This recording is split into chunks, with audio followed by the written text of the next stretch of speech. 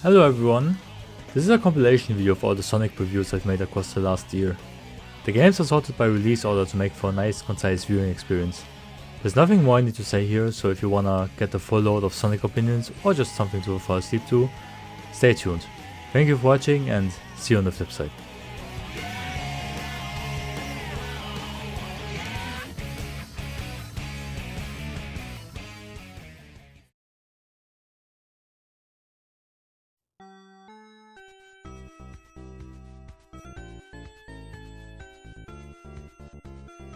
It's been a few years since I last played Sonic the Hedgehog 1, and I could only remember it as a game that in comparison to the later ones hadn't aged that well, but in my most recent playthrough I didn't even notice that many flaws, just a bunch of positives. It's a lot more fun than I remember, it holds up with Sonic the Hedgehog 2, it plays very tightly and the level design wasn't as egregious as I thought. If there's one thing to actively complain about it is that even as iconic as the zones are, their themes aren't all that different. The first three are more nature-ish, ancient temple-like, the later three are heavily industrialized areas. During gameplay they feel different enough, but I just wish there would have been a bit more variety. One thing I realized is that the game is a lot easier than I ever thought it was. Even the most infamous Labyrinth zone was beaten more or less effortlessly. I believe the common fear of water levels in video games mostly stems from the fact that many people played them as children. I mean, even I remember having trouble with Labyrinth zone, but this time I don't even think I heard the drowning music. There isn't too much to say about it. It's Sonic the Hedgehog 1, one of the most iconic video games of all time. Like, what do you want me to say? It's aged well for what it is, and it's a neat little 60-minute adventure that I can see myself playing more often now that I found a new appreciation for this game.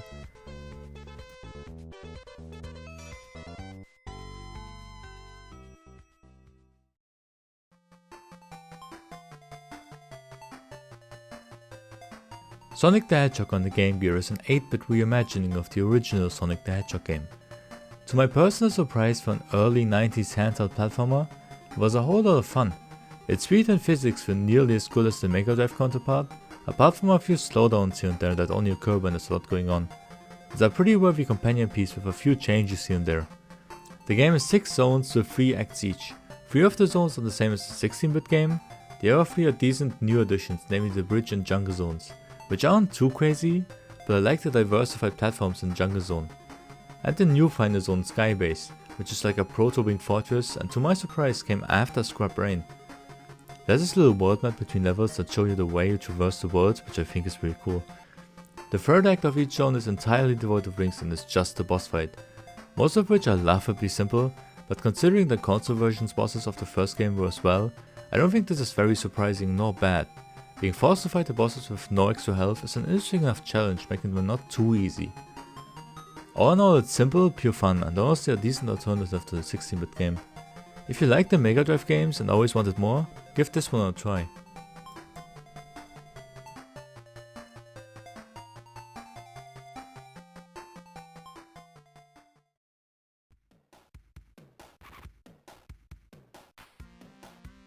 Sonic the Hedgehog 2 is a game that is much more dear to me. I distinctly remember playing it on my phone in the schoolyard in like 5th grade. I'm pretty sure it's the first Sonic game I ever played and finished, and I've always loved it. I think it's safe to say that it improved on the original in every way imaginable. The zones have more variety in their themes this time, which is aided by the fact that from this point on most Sonic games only have 2 acts per zone, which really helps makes the zones feel not stale. The sprite art is also more detailed and very beautiful at times. I always remember Sonic 2 being a lot longer and more difficult than it actually felt in my most recent playthrough, but I don't consider that a bad thing. It's just as long as Sonic the Hedgehog 1, I actually think I had more fun with it this time than I ever did before. I even like the Metropolis zone, so take that as you will. The boss fights are also more intricate, and I am especially fond of the way Robotniks has different vehicles in each boss fight. The finale of the game has a great cinematic feel to it, with a few charming in-game cutscenes that help tell the story, which is something they only improved upon in Sonic 3. This game was a great continuation of the first game and only a sign of things to come.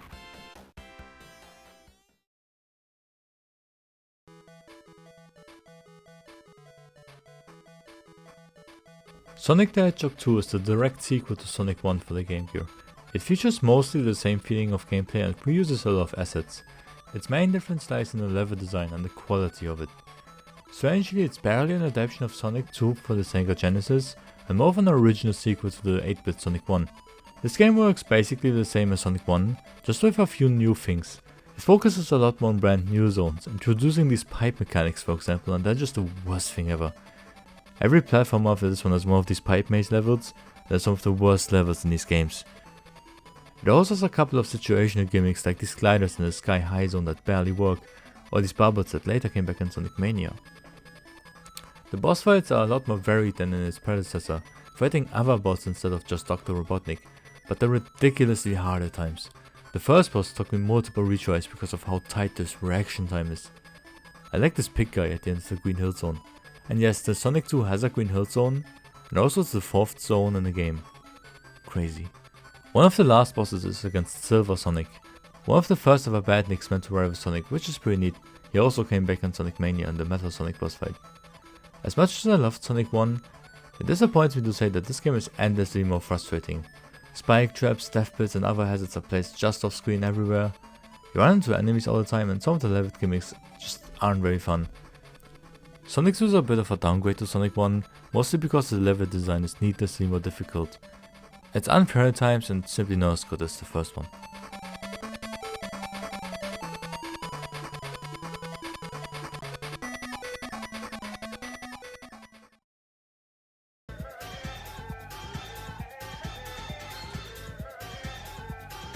Sonic CD. It's a weird one, and it has that reputation rightfully. It doesn't play like the other Sonic games. Sonic CD is a lot more exploration based. Playing it like you do Sonic 1 and 2 by just rushing to the end makes it come and go without much impact. Granted, rushing through it is gonna make it clock in about an hour, just as Sonic 1 and 2, so it's somewhat the same length, but that's not really the point of the game. In Sonic CD you can travel through time, an incredibly ambitious feature for its time, and its execution is surprisingly good. See, traveling through time requires crossing one of these poles and going at high speed for a set amount of time, which, due to the very convoluted level design, can be very tricky. Going to the past allows you to destroy some of Robotniks' devices that are hidden in each level. Doing so and traveling to the future allows you to arrive at the good future, where the music and surroundings are all a bit happier. Not saving the past and going to the future will let you arrive in the bad future, where everything is industrial, dirty and roboticized. The system works as intended and is quite interesting if you actually use it, but there's a lack of incentive here in my opinion. For a game where the whole focus is on saving the future, these places do not make it have a huge impact if I happen to arrive at the bad future, because I have a huge issue with the levels in this game. They are weird. The zones in Sonic 2 and Sonic 3 feel alive and thought out like actual places in this world's world. Sonic CD zones feel more like courses. Bumpers and other objects are placed arbitrarily all over the place. I mean, Collision Chaos is not even the name of a place, it's a descriptor. The last two stages are supposed to be Robotnik spaces, so I'm not even sure if a good future in that sense even makes sense here. Aided by the fact that all 4 versions of the levels are just industrial but with different color schemes. Some of the earlier stages pull that effect off better by having the past be more tropical and nature-ish, but even then I don't find the actual changes all that interesting from a gameplay perspective. The level design is just much too convoluted, it's not really fun. The boss fights are very unique. Usually in Sonic games you have to hit the boss X amount of times until it dies. Sonic CD makes the boss fights a lot more special. Most of them don't require you to hit Robotnik multiple times, but instead the challenge lies in trying to reach a specific goal, like running on this conveyor belt until Robotnik's platform gets grinded away, reaching the top of the Spinball machine, or having to win in a foot race against Metal Sonic. Even if they aren't realized in the best way possible, they make for fun surprises.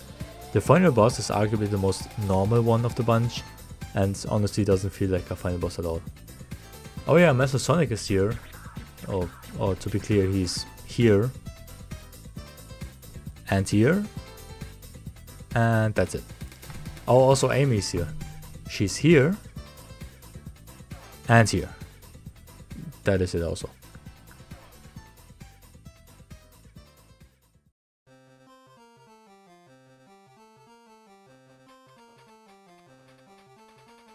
Sonic Chaos is the third game on the Game Boy and also a traditional Sonic platformer. Sonic Chaos' biggest difference is that it's a whole lot easier and shorter than the previous two games.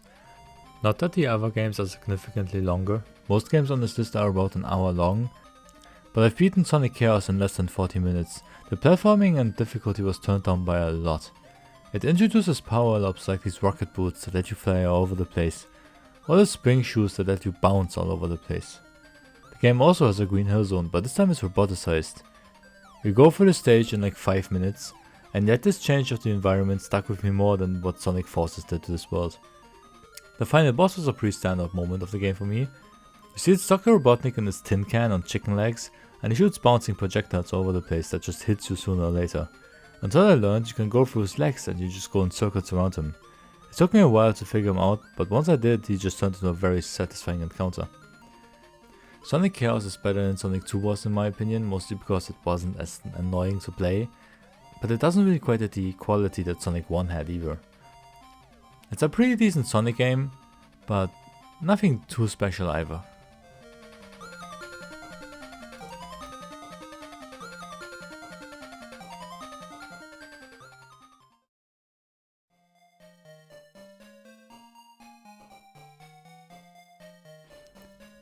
Dr. Robotnik's Mean Bean Machine, it's Puyo Puyo. Have you played Puyo Puyo? Then you know how to play this game. It's just Puyo Puyo. This is basically how Puyo Puyo came to the West. When it released in Japan, they didn't really want to localize it here, because they were afraid it was too weird or something, I don't know. So they just put the characters from the Adventures of Sonic the Hedgehog cartoon in this, and just call it a day. Have you played Puyo Puyo Tetris? It's pretty good. It is just the same thing. I like the art style, I suppose. I like the little portraits of the characters. I never watched Adventures of Sonic the Hedgehog, but you know, it's pretty funny. The music is fine. It has a story, something about beans, I think. It's Puyo Puyo. If you like Puyo Puyo, you can play this, but why would you if there's Puyo Puyo Tetris? Come on, just play it on a Switch. It's just Puyo Puyo. It was fine. Played for like 30 minutes. Yeah.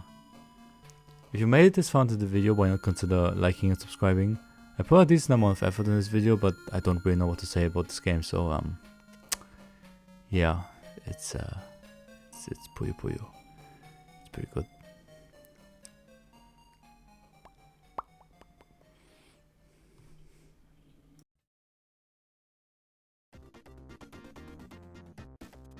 For the purposes of this video, I consider Sonic 3 and Sonic & Knuckles one entity. It's what it was originally supposed to be like, and it's what will always be in my heart. It's always been my favorite of the trilogy and still is to this day. This is the magnum opus of classic Sonic. Everything about this game just pops. The levels, the gameplay, the music. It took the best bits of pieces of the previous 3 Sonic games and created something beautiful. There's a few core changes to the formula. You have different elemental shields now that give you different attributes. The zones generally feel more alive and interactable, and every single act ends with a boss fight now, a change that I especially like. It even has save files. This is the best classic Sonic has ever played. The zones are fun as all hell and intricately designed. They also have a ton more variety, even between acts 1 and 2 most of the time. This makes almost every single act feel unique and makes the game never go stale, even on repeat playthroughs. The zones are huge and have many different routes and secrets, which gives the game a lot of replay value. The art direction of this game is slightly different than in previous Sonic games. Everything pops a whole lot more and is a lot more detailed and colorful, but never too much that it becomes noise like in a certain other game. Sonic has a different sprite as well for some reason, a much improved one if you ask me. It's also the first Sonic game that really bothers to try to tell a story in-game, and on top of that the storytelling in this game is absolutely stellar for the norm of the time. It's a direct continuation of the events of Sonic 2. After the final fight against the Defect robot, the Defect crashes on Angel Island. Robotnik meets Knuckles the Echidna and tricks him into believing Sonic and Tails are the bad guys, while Robotnik prepares to steal the Master Emerald to power and relaunch the Defect. It's nothing too special, but told very nicely in game. I love these little in-game cutscenes and events that are sprinkled throughout the game, that show Robotnik destroying the environment, or how Sonic goes from zone to zone. In Sonic 1 and 2, Robotnik is just kind of hanging out in each zone, waiting to fight you with different vehicles. In this game the bosses have more variety and some actual sense why they are there where they are. Like fighting a lumberjack in the foresty Mushroom Hill, or the board computer of the Defect.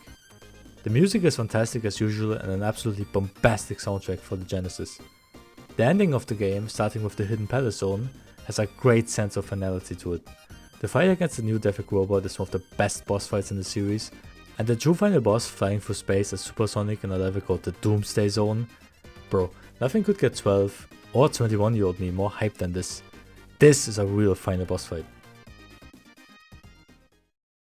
Also, Sandopolis is completely overhated. The ghosts didn't even turn bad for me, getting the light switch is super easy, come on people.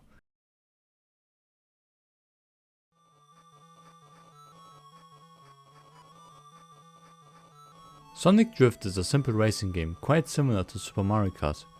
You can play as Sonic, Tails, Amy and Dr. Robotnik. There's 3 cups with 6 races each, all being based on the zones from Sonic 1. Playing through all races doesn't take very long, about 30 minutes or so, and there's very little content outside of that. So the question of course is, how good are those 30 minutes worth of gameplay? Well, at the beginning I thought this game was nearly unplayable, as did everyone who played it for the first time. Going around the corners is not exactly intuitive. The drift button is quite sensitive. You're not supposed to press it down like in Mario Kart. The secret is to just nudge the drift just a little bit. You wanna press it repeatedly when going around corners and not hold it down. Once you get the hang of it, it becomes a non-issue. It's not like that's the only problem though. You can't just overtake the enemy racers just like that, since they take up like a third of the raceway. The sight into the distance isn't good either, and although the turns are announced by these arrows, often they're announced way too late. But for those times you also have this map in case you hadn't noticed it yet, but I wouldn't blame you if you did, it only takes up 80% of the screen. You also have items that lay around on the racetrack, invincibility, speed and jump. You use them immediately upon picking them up. They can be useful and add a bit of fizz, but you don't have the variety or tactical use as in Mario Kart games. But even cooler are the special abilities. You can collect rings in the courses and use them to perform character specific abilities. Sonic can use a dash, Robotnik a mine, and so on. These are pretty cool, but Sonic's is by far the best one in my opinion. Combining the screen crunch, short sight and biggest map in racers is not exactly the most pleasant experience, but in my opinion once you get a decent at it, it can be a decent amount of fun. Will I play it on my free time? No, not a chance. Did I have fun while sitting down and playing it? I did. Luckily a certain game took this and made a much better sequel out of it.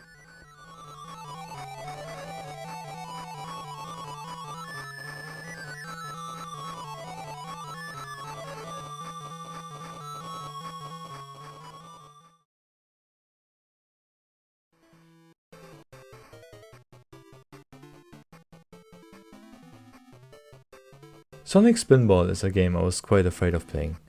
If you've seen my playthroughs of any Sonic games, you'll know that the pinball and casino areas of Sonic games are rarely liked by me, so I was expecting this to be the full stop worst experience in the world. But to my big surprise, this is by far the best pinball gameplay you find in the Sonic series. That doesn't have to mean much, but let me explain. Sonic Spinball is a spin-off in which Sonic takes the role of the ball in a pinball table. You can walk and jump around like him, destroy enemies and such, but most of the focus lies on traversing the stage with help of the various bumpers.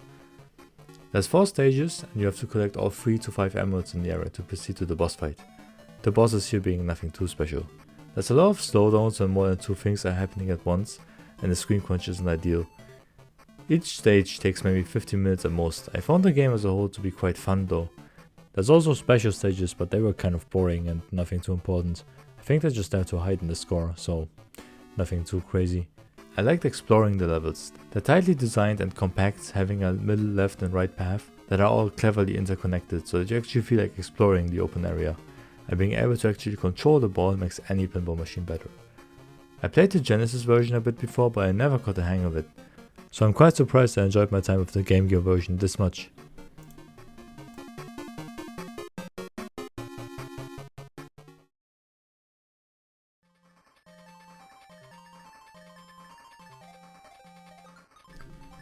Sonic Triple Trouble is probably the most well-known Sonic game on the system. It stands out by being of actual quality. It's a continuation of the 2D platformers after Sonic Chaos, but the game looks heaps better than its predecessors and has little more focus on telling an in-game story. The title Triple Trouble refers to the 3 antagonists, Dr. Robotnik, Knuckles and newly introduced Fang the Sniper, a treasure hunter slash bounty hunter that became a bit of a mainstay of Sonic throughout the 90s. Then disappeared for a few years and has since gained a bit of a resurgence in the past few years. I don't have much to say about it. You could write it off as just another Sonic platformer, but this one is by far the best one on the system. The level design is fantastic, and occasionally the game will have a lot more dynamic moments and act transitions, like the finale of Sunset Park Zone, how you run into the sign at the end of Act 2 and immediately the train starts moving and you directly go into the boss fight. The bosses in this game aren't the highlights of this game, but there's some cool encounters against Knuckles and Metal Sonic. In this game only, you can attack mid-air after you jump from a spring, which is necessary to fight some bosses or continue a stage, which is interesting enough to mention, I suppose. The power-ups from Sonic Chaos are also back, newly introducing the Snowbot in the Robotnik Winter Zone, which, by the way, fun fact, in Japan the Doctor was always called Eggman and was renamed Robotnik in the West, with these two differing names being fused in the adventure games, but it's in this game that the term Robotnik was first used in Japan. There's a 16-bit fan remake of Triple Trouble that is on par with some of the best Sonic games in my opinion. If you wanna check out Triple Trouble, I suggest you try out that one.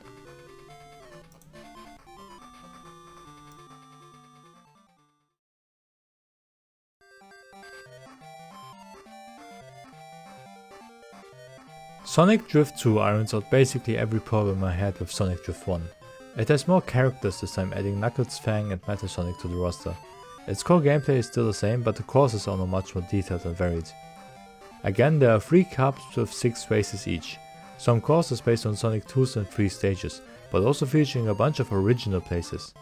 The courses are more detailed and generally longer this time.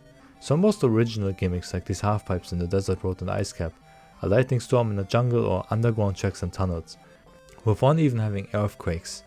Quite a few tracks aren't even round based and only a race from A to B, which is quite a cool way to change things up. This time you have items that you can use whenever you want, like spike balls akin to the bananas from Mario Kart, and the characters with special abilities are back as well. The game even features a finale of sorts, with the second to last race in the final cup being a race to the death egg, and the final race being inside of the death egg. The main issue being the distance of sight is still present, and in some cases I think the arrows telling you when a turn is coming up are now much harder to see, but that may have been a me issue. The main thing I like about this game are the tracks. They show much more character and variety and a lot more memorable than in the first game. Some of these were really standout moments in my opinion. All in all, this is clearly a much better package than Drift 1. It's only marginally longer, but the 30 minutes it takes to play through it is quite fun. If you've already got a hang of the drifting mechanic that is, which is still quite difficult as explained in the Drift 1 segment.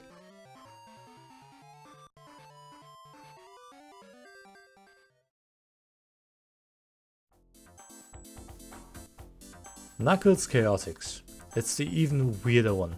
It's not exactly a mainline game, but it can be considered the last game of the classic 2D Sonic series. Also, this one is really weird, so let me have this. It's a spin-off for the 32X starring Knuckles and a cast of mostly new characters. Mighty the Armadillo is from an arcade game called Sega Sonic the Hedgehog, but more importantly it introduces Vector, Espio and Charmy, later known as Team Chaotix. The game basically plays like a classic Sonic game, but with a few spins to make it more distinctive and to show off the 32X's power. Sadly, considering how good Sonic 3 is, most of Chaotix's changes are mostly for the worst. Firstly, you always play as 2 characters, similar to playing as Sonic and Tails in Sonic 2, but this time your 2 characters are tethered to each other, which allows you to use rubber band physics to gain momentum and height. At least in theory. In practice you usually have to fight with your partner more than anything else. They get stuck or fling you around. Flying all over the place can be damn fun, but usually it's more annoying and disorienting. Secondly, there's 5 zones with 5 acts each, but which zone's next act you play is randomized. Technically it allows your experience to be completely different on each playthrough, but it makes every zone have the same difficulty, and the individuality of each playthrough also doesn't really come to shine since the 5 zones barely have any distinctions among themselves. Sonic 3's level design was incredible. Every zone felt absolutely different and alive with different themes, stage hazards, enemies, vibes and so on. But in Chaotix, each zone feels very samey with barely any distinctive features or enemies. The biggest differences are the color palettes. The level design features no interesting places or set pieces and you redo the same segments over and over. Lastly, there's way too much going on. The background and foregrounds are filled with so much detail, to the degree that makes the game confusing and unsightly to play. The game was supposed to show off the 32X's power in displaying 512 different colors at once, and you can tell that they really wanted to show that off. The enemies are barely a threat throughout the game and don't really look or feel fitting to the surroundings, and are reused in most of the zones. I could think of dozens of enemies from previous Sonic games, like the Starfish in Metropolis Zone or the Reefers in Labyrinth. But in Chaotix, none of them even are a smidge memorable or noteworthy. Often they die literal frames after they appear on screen, because the second character just instantly flings into them. Neither the bosses nor the music are anything special either.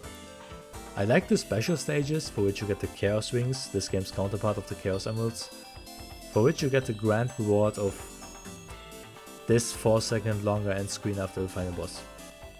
Yeah, that's it. There isn't even an ending cutscene or anything, you just beat the final boss and the game tells you good job and roll credits. Oh, also Metal Sonic is back again, which is cool. This game here is roughly 6 seconds more screen time than in Sonic CD, so good for him. The least you could say about this game is that it's not total garbage. It works in the ways it wants to, but it's nothing special really. It's mid at best and in my opinion a complete waste of time.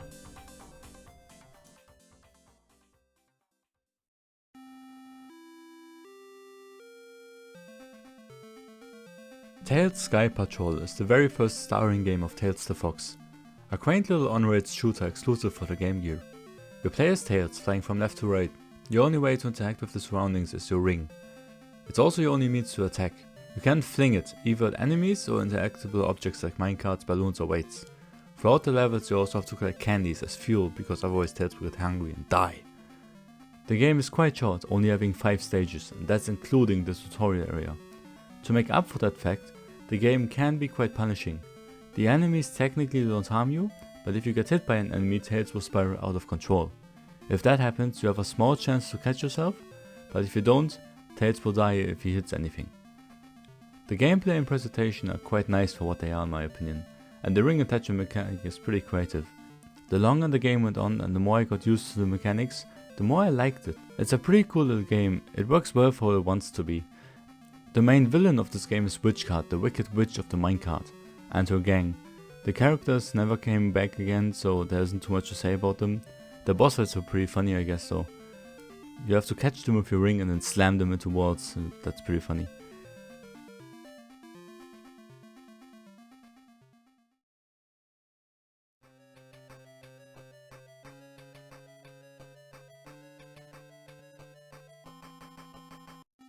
Tails' Adventure, however, is Tails' final ever starring role to date. In contrast to every other Sonic game, this is a Metroidvania of sorts, split into levels. There's a level select screen, but apart from that this is a fully fledged open world collectathon. There's upgrades and various exits to find in the levels that'll help you or lead to new areas. The problem is that this game suffers from a lot of limitations that drag down the experience by a lot. Firstly, you can only ever carry 4 of your items at once into a level. The issue here being, since you can't know which exact upgrades you need, it becomes total blind luck. There's a few upgrades you pretty much need always, like the remote robot or bomb, but often you're gonna stand in front of an obstacle that you can't progress through. If that happens, you're gonna have to exit the level manually. There is no quick way to get back into the world map. You walk back to the beginning of the level, change your items to the ones you need, and go all the way back. The levels are quite short generally, but it does still get annoying. Halfway through the game or so, progression can also become a bit unclear, since some levels don't even have a proper exit. You go in, grab the upgrades and go back to the beginning, which confuses me a bit. Tails himself is also quite slow, which doesn't aid the backtracking being a bit of a pain, but you can circumvent it by using the Sonic upgrade, which lets you use the spin dash from the mainline Sonic games, which I thought was really fun but only found out about it by the end of the game. The story of the game is that an armada of birds known as the Battle Cuckoo Empire invades Cocoa Island to gather the Chaos Emeralds that are here now for some reason.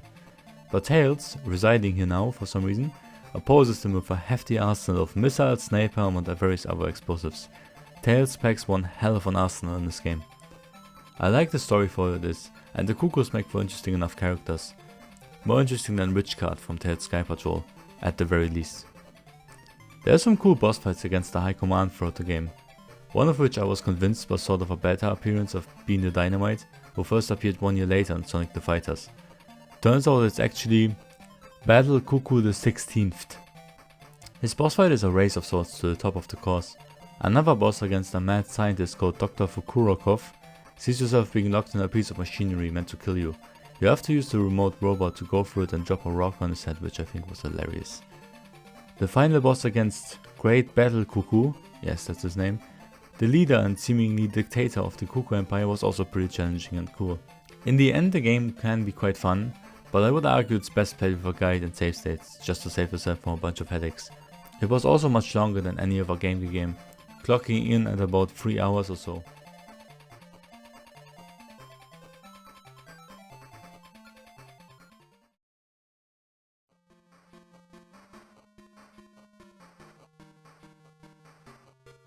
Sonic Labyrinth is a spin-off not unlike Sonic 3D Blast on the Mega Drive.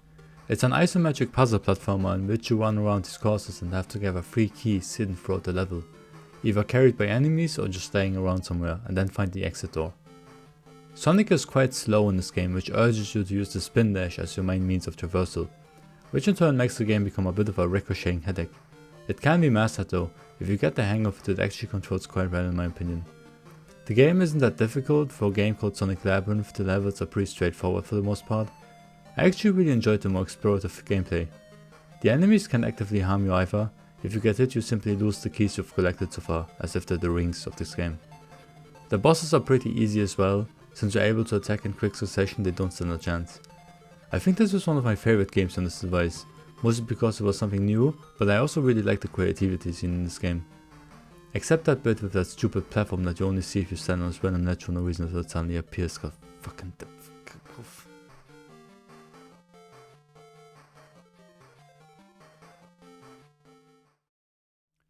Sonic the Fighters is an arcade game released in 1996. A tournament fighter starring basically the entire Sonic cast that existed at the time. The main Sonic team, Amy Rose, Metal Sonic, even Espio from Knuckles Chaotix and Fang from Sonic Triple Trouble. Even Bean and Barker here, which are new in this game but later became Fang's goons in later appearances. Each of them have a vastly different moveset, with some of them having vastly superior gimmicks.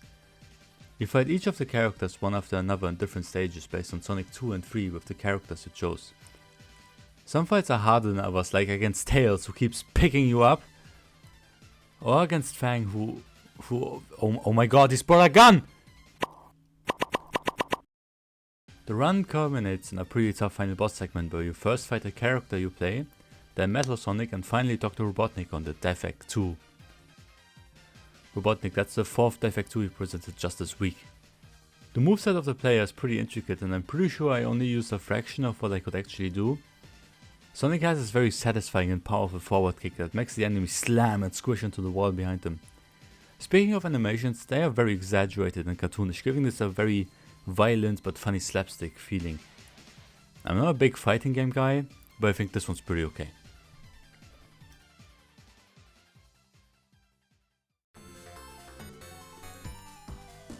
Sonic 3D Blast is an isometric platformer released in 1996 for the Sega Mega Drive, and basically is the console equivalent of Sonic Labyrinth.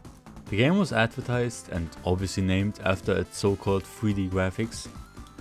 I mean, whether this game is truly 3D may come down to philosophy, since there are 3 axes, but let's be honest, it isn't. It doesn't look that great in general. It tries to go the Donkey Kong Country route and have pre-rendered sprites, but since the backgrounds are made from normal 16-bit tiles, they just end up sticking out and create some weird perspective.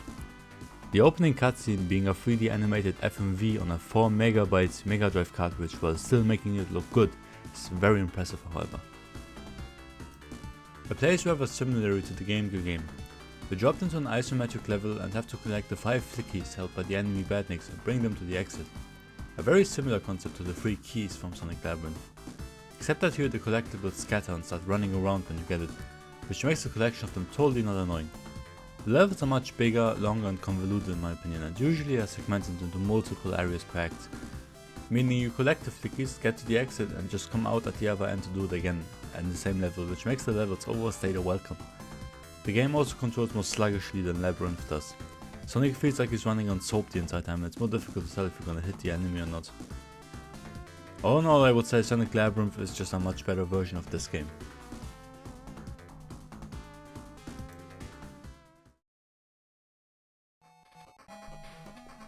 Sonic Blast is a 3D style 2D platformer a la Donkey Kong Country and the grand finale of Sonic on the Game Gear.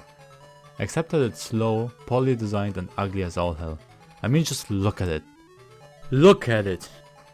It tried to be cool but utterly and completely failed, but just because it's ugly doesn't mean it has to be bad. It's also bad. The game plays about as smoothly as it looks. It's the game in which Sonic factually moves the slowest. It plays as if you're underwater constantly, so don't even get me started on the underwater levels. It also has its fair share of bugs. I couldn't go through the very first loop-to-loop with a spin dash, which gave me heavy flashbacks of Sonic Heroes. Most of the level design isn't very interesting, barely any interesting set pieces or gimmicks, and the ones that exist are annoying and confusing. You do have a double jump as Sonic for some reason, which changes things up just a little bit. As every other Sonic Game Gear game, it's pretty short. It only features 5 zones, with the 4th zone being about as long as the first 3 combined. It's the tried and true pipe maze flavor of this game, and it's the worst one by far. There's currents and shit everywhere and it's just... The final zone also isn't very good. It's convoluted and confusing as hell. All the zones, by the way, are named after the color and place convention a la Green Hill. So additionally you have Yellow Desert, Red Volcano, Blue Marine and Silver Castle. These zones show about as much character as their names suggest. The Game Gear has Sonic 1 and 2, Triple Trouble is kind of like the Game Gear's Sonic 3, so this game in a way is a reimagining of Sonic and Knuckles. Just like in that game you can even play as him. Some of the boss fights are pretty interesting in my opinion. The designs are pretty cool sometimes, and I like the fact that the hurt boxes are the windshield specifically. I don't know, it changes things up from other games I guess. The final boss is a pretty cool idea. He fires at you with a laser which you can redirect with a mirror. You're standing on a wheel that changes the position of it so that you can reflect it back to Robotnik. It gets bogged down by screen crunch, being very gimmicky, and going on for way too long. At the end of the day, this game is probably the weakest one on the Game Gear. At the very least it's the weakest of the 2D platformers. The visuals can be kind of endearing if you appreciate what they were trying to do, but this game is as well designed as it looks. I mean, just look at it.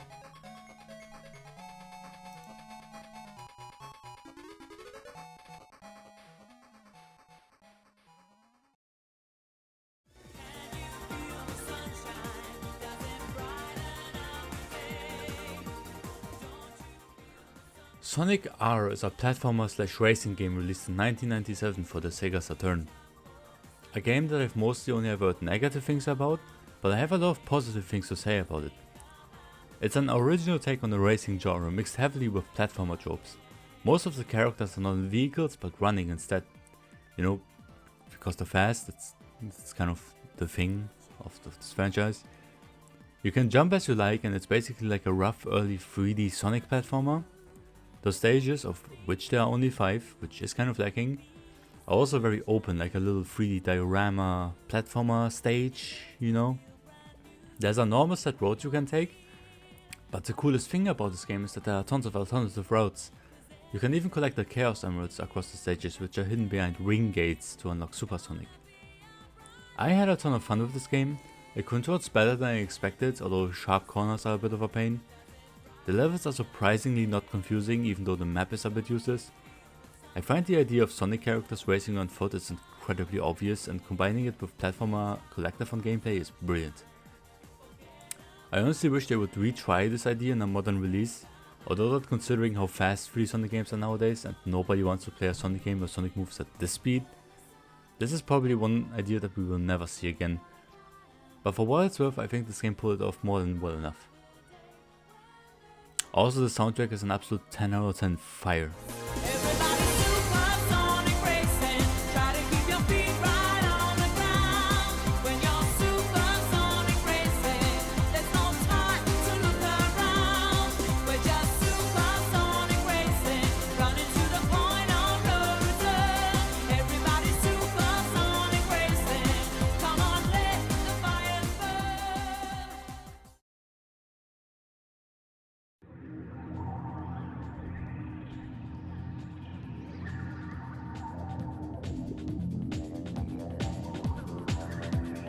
Target confirmed.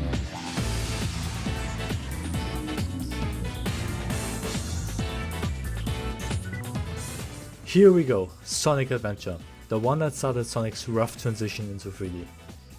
Now, I didn't play this game as a kid. I first played this game on the channel a few months ago, so I have no nostalgic feelings towards this game whatsoever, and I must say, this is literally the coolest thing ever. This is the game that started Sonic's wild era surrounding story and lore. The story is about Dr. Robotnik, henceforth known as Dr. Eggman, resurrecting this water god Chaos and trying to feed it the Chaos Emeralds to make it more powerful. You won't make a movie out of this plot, but it works. There are 6 campaigns, each of which following a specific character, that tell bits and pieces of the greater story from their perspectives. The way this is done is brilliant. The characters all have a place in the story, and you see certain events being built up in one that only pay off in another, and it's super fun seeing moments from one story out of context in another story. Yeah, it takes itself a tad serious at times, and it's a problem the Sonic franchise will have to face quite often throughout the 2000s, but they sell it surprisingly well for its time and setting. The 6 characters all have different gameplay styles, and in my opinion they are all super fun. Sonic plays as you expect. You go from place A to place B in a 3D obstacle course. That's a very faithful recreation of the classic game's feeling of speed and adventure. Tails is similar, but he can fly and his levels are races against another character. Knuckles has these stages in which he has to find 3 things in a level. Amy's stages are chases, where you have to escape from this robot fella called Zero. E102 Gamma, the dark side story of this game, is a robot from Eggman's Legion that has a change of heart. He can shoot projectiles and the stages are timed, and there's Big the Cat. He fishes. I love the variety the different characters bring to the game. A lot of people hate on it for some reason, but I really don't get it. The overworld is the weakest part of the gameplay by far. It's quite small, but more than once I didn't know where I was supposed to go, and the fact that like 50% of the playtime go into running around in the overworld doesn't really help. Most of the boss fights against Eggman and Chaos are pretty good, and the second fight against E101 Beta is an absolute highlight, for gameplay and story reasons, but most importantly for music reasons.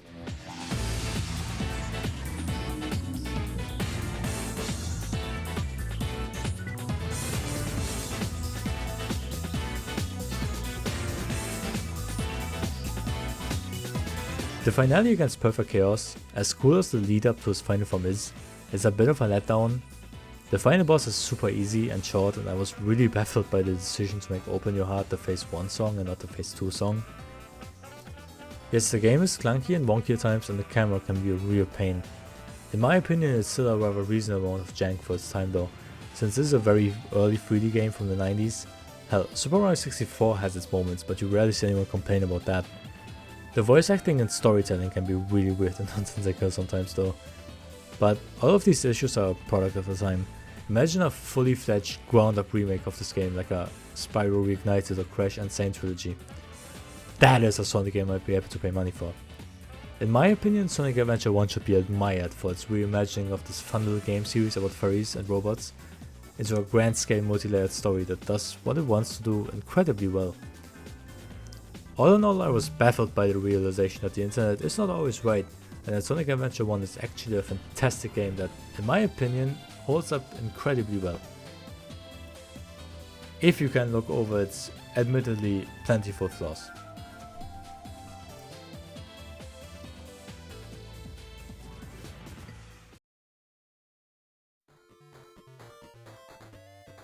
Sonic's Pocket Adventure is a nowadays rather obscure Sonic game. It released in 1999 for the Neo Geo Pocket Color, a rather obscure handheld device. Both were developed by SNK.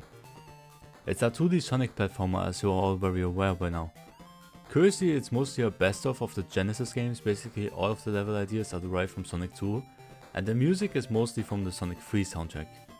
As derivative as the game is, however, the gameplay is similarly good, playing really fast without slowdowns, fun level design and nice animations for its hardware. There's even some cool boss fights against Knuckles and Silver Sonic. The original bosses against Dr. Robotnik are also pretty cool. There's this physics-based boss in a secret plant zone with 2 rotating platforms that move freely based on how you interact with them. Another interesting one is the boss of the gigantic Angel Zone. That isn't anything special itself, kind of a retread of the Egg Vortex from Sonic 3, in that it drops explosives that you can use to propel yourself upwards to hit him. The special thing here is that these are just normal ass bombs. You have to jump onto the explosions, you have to stand on the mushroom cloud. Sonic is officially at his strongest in this game. Fun fact, this game is technically the connecting piece between the classic and modern era. Robotnik has his classic look for most of the boss fights, but when you enter the boss room of the gigantic Angel Zone, you run into Eggman wearing his modern outfit, which you will wear for the remainder of the game. I assume they did this since this is the first game that came out since Sonic Adventure. I mean, Adventure is literally in its name. They probably intentionally did this to bridge the games more.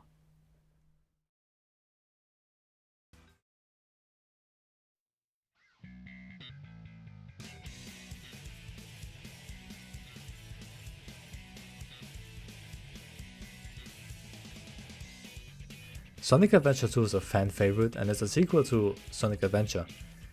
But it's different in that Sonic Adventure 1 had 6 campaigns with 6 different characters. Sonic Adventure 2 has 2 campaigns with teams of 3 that you circle through for each level. These 2 campaigns play parallel to each other from the heroes and villains' perspectives. The story is one of the most iconic ones in Sonic history, with Eggman uncovering government secrets like Shadow the Hedgehog and the Space Colony Arc to try to take over the world. The story takes itself very seriously sometimes, which can be hard to immerse yourself in. I'm not sure if it's because these are talking anthropomorphic animals or because of how wild the story can get, but all in all, the story they are telling here is really cool. Sonic and Shadow stages are the highlights of this game. They've been refined from Sonic's gameplay from Sonic Adventure 1. Knuckles and Rouge's stages, searching for the emerald shards, returned with a few tweaks, and Tails and Eggman stages share a similar gameplay to Gamma stages from Sonic Adventure 1, shooting at enemies and racking up combos. Occasionally the game can be a bit funky with its physics and camera, but I didn't find that it got in the way or lessened the experience very much. I personally really enjoy all 3 gameplay styles, so that's not that big of an issue to me. The finale is probably the most well known one in the Sonic franchise, with the final fight against Final Hazard being incredibly hype. Just like Perfect Chaos, it's rather easy and heavily focused on the cinematic flair than anything else, but it works as a finale of the story. All in all, I personally see Sonic Adventure 2 as a bit of a downgrade to Sonic Adventure 1. I just prefer the way the game is structured in that game, but don't get me wrong, this game is almost just as good. Definitely a worthy successor to the previous game. This is the first game I played in my Sonic Marathon to prepare myself for Shadow Generations, and I'm really happy and satisfied to have finally played it.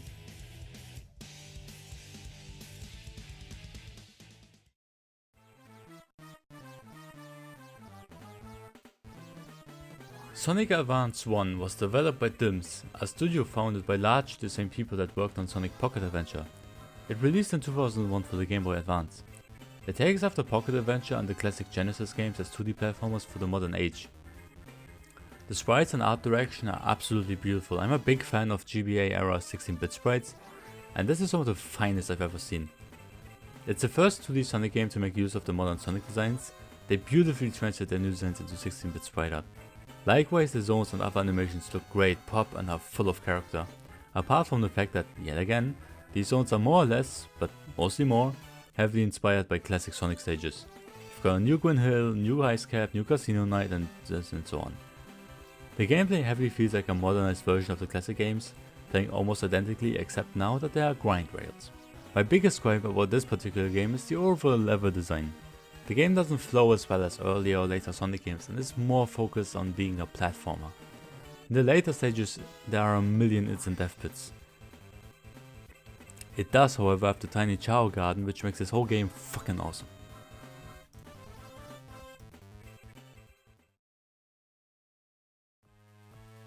Sonic Advance 2 is the follow-up to Sonic Advance 1. In its core it's the same concept as the first game, but a bit more refined. It's a hell of a lot more fast paced and has a better flow to it, although I do believe that it has some more blind jumps and death pits. The boss fights in this game are quite special. There are all these running boss fights in which you are constantly moving and are fighting a moving vehicle. This is a first in the Sonic franchise, I'm pretty sure, and is an idea that later got reused often in the Boost era. These boss fights in this game are a neat idea, but are absolutely horrendous to actually play. It takes ages to build up momentum, the physics are all messed up and some of them have annoying as hell pattern attacks. This wheel fight being the worst of them by far. Advance 2 also introduces Cream the Rabbit, her child Cheese and her mother Vanilla, who not much later turned into quite important side characters in the later mainline games. Most of the other gameplay is very similar to Advance 1. As I said, it flows better, it's faster paced, there's more boosting platforms. Some might say it plays itself, but I prefer this game, at least overall, to Advance 1.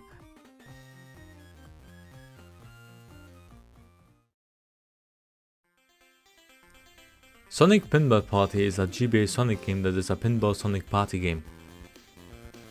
Yeah, it's just a pinball game with Sonic themes and Knights themes and some of the Amigos here as well. This is more of a Sega pinball party, honestly. But I don't know. If you like pinball, I guess it's pretty cool. It's not nearly as cool as Sonic Spinball was with some platform. No, it's just pinball. Yeah, it's not even that good of a pinball game. It's just kind of okay. Yeah, the tiny Chow Garden from Sonic Advance is here. That's pretty cool. That elevates the game by a lot. Yeah, the Chow Garden here has a different mini game than in Sonic Advance. That's pretty cool. Apart from that, it's just a pinball game. But nice is here, so that's pretty cool.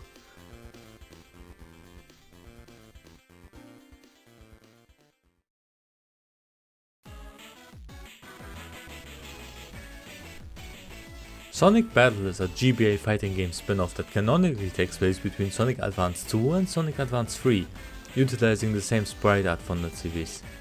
The story follows Emerald, a powerful robot known as a Geysoid, created by an ancient civilization that remains largely unexplored. After coming into contact with Sonic and his friends, Emerald begins to learn and grow, essentially discovering the power of friendship. Meanwhile, Dr. Eggman seeks to capture and exploit Emerald for his own evil plans. The story is structured into episodes, each focusing on a different character, similar to Sonic Adventure 1, except here they are unfold in a strictly chronological order, starting with Sonic discovering Emerald. The narrative is well written and it's always fun to see the supporting cast interact, though at times it can be a bit excessive. Emerald's character development is one of the game's highlights. Watching him evolve from a mute, emotionless machine into a fully developed character is genuinely compelling. Surprisingly, the game also ties heavily into Sonic Adventure 1 and 2, featuring niche characters like Jared Robotnik, Chaos and E102 Gamma. Shadow the Hedgehog is also here, which probably was a bit crazier at the time than it is now. Even various plot points from the Adventure series are occasionally referenced, which adds an interesting layer of depth to the story. Gameplay wise, Sonic Battle is essentially an arena fighter, though roughly half of the experience plays out like a visual novel. Battles take place on these 3D stages, which, while not groundbreaking for the GBA, still look and feel impressive. The combat system offers a decent level of complexity with a variety of attacks and strategic options. While the gameplay is enjoyable, the story mode can become repetitive. Much of it involves traveling across a small world map, triggering conversations and then engaging in fights. More frustratingly, the game often forces players to battle the same set of CPU opponents twice in a row, once with 5 lives per character and then again with 10. Difficulty spikes are another major issue. Some fights suddenly become brutally challenging, with CPUs overwhelming you unless you expert certain gun mechanics. Balancing is also a problem, as some characters and moves are clearly overpowered. Emerald, being a customizable fighter who can learn moves from every playable character, can easily be turned into an unstoppable force. Overall, Sonic Battle is a cool and unique entry, but its story mode drags due to repetitive fights and inconsistent difficulty.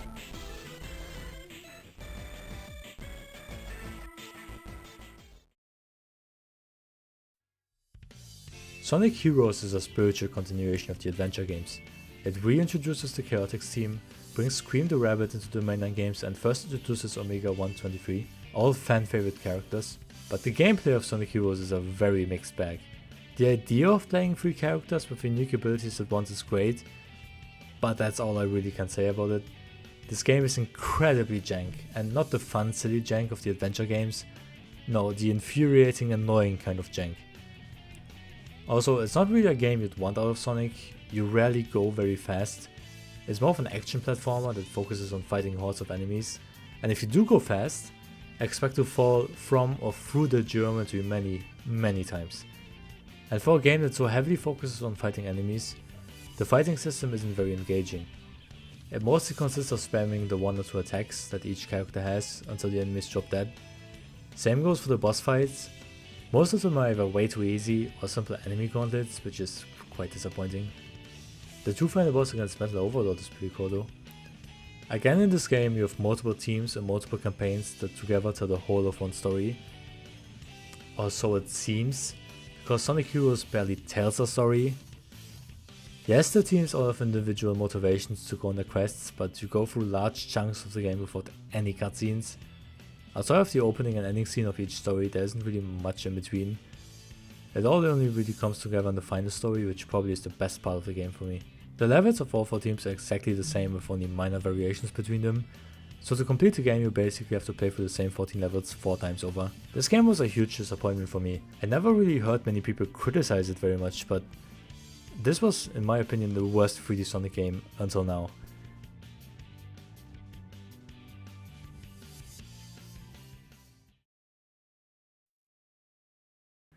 Sonic Advance 3 is the third one of the series and plays like a sort of mix of Advance 1 and 2, having both fast paced and more platforming focused sections.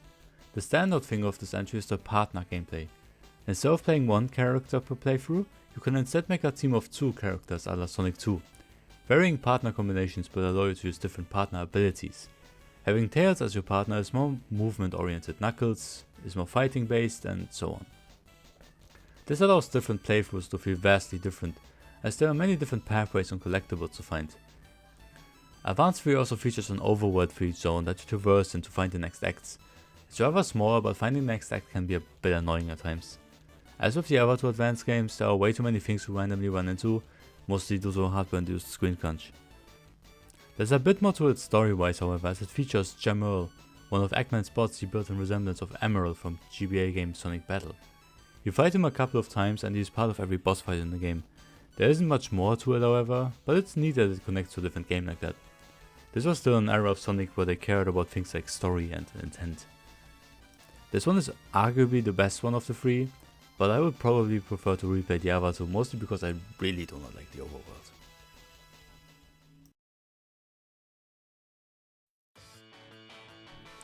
Sonic Rush is a game for the Nintendo DS released in 2005, also developed by Dimps. It's the start of a second Dimps trilogy, this time surrounding the debut of the boost formula that would later be popularized by Sonic Unleashed. It also first introduces Blaze the Cat as a princess from a parallel dimension, even though in other games she's framed as being from the future. Blaze, basically being Sonic's counterpart from her dimension, sets out to stop Eggman Neger, Dr. Eggman's counterpart, while hers and Sonic's dimensions start fusing. The plot here doesn't have much of a focus and is told in maybe like 10 cutscenes. The game, much like most other handheld games, primarily focuses on the gameplay. Since it's made by the same people that made the Advanced trilogy, you can really tell the overall influence in level design and flow, except that they thankfully toned down the instant death traps. The biggest change comes with the boost gimmick. Hold down the Y button and Sonic starts boosting through an enemy and object lying in front of him. While airborne, you are able to do various tricks that fill up the boost gauge. These tricks can also be used for vertical and horizontal movement, allowing you to get to areas you wouldn't have been able to otherwise. The combination of these 2 features makes for an immensely satisfying experience, making Sonic Rush a challenge of keeping your boost gauge and combo as high as possible, trying to boost and trick through the stage as long as you can. There are stages with some weird or unnecessary gimmicks, but nothing that really stands in the way of your enjoyment. There are these rooms, for example, in which you need to defeat a few waves of enemies before being allowed to proceed, which really halts the flow of the stage, but there's rather few of them and they don't take that long, so it's nothing too egregious. Since this game came out on the Nintendo DS, it's being played on both screens at once. The 2 screens are used as one big vertical screen. Sonic passes through to the bottom or the top one if you go through specific sections, which may seem odd, but feels very natural and it's just kinda neat. The boss fights are a minor con of Sonic Rush. None of them are offensively bad, but most of them control the pace of the fight, making them take unnecessarily long, while also not really being a challenge. The final boss against the Egg King was pretty cool, however, especially for the Nintendo DS hardware. If there's one more thing that needs to be mentioned, it's the music. Sonic Rush has an immense and kinda weird soundtrack, a lot of vocalizations and voice samples and stuff like that. Not necessarily to my personal taste, but you can't deny that there's some bangers in there.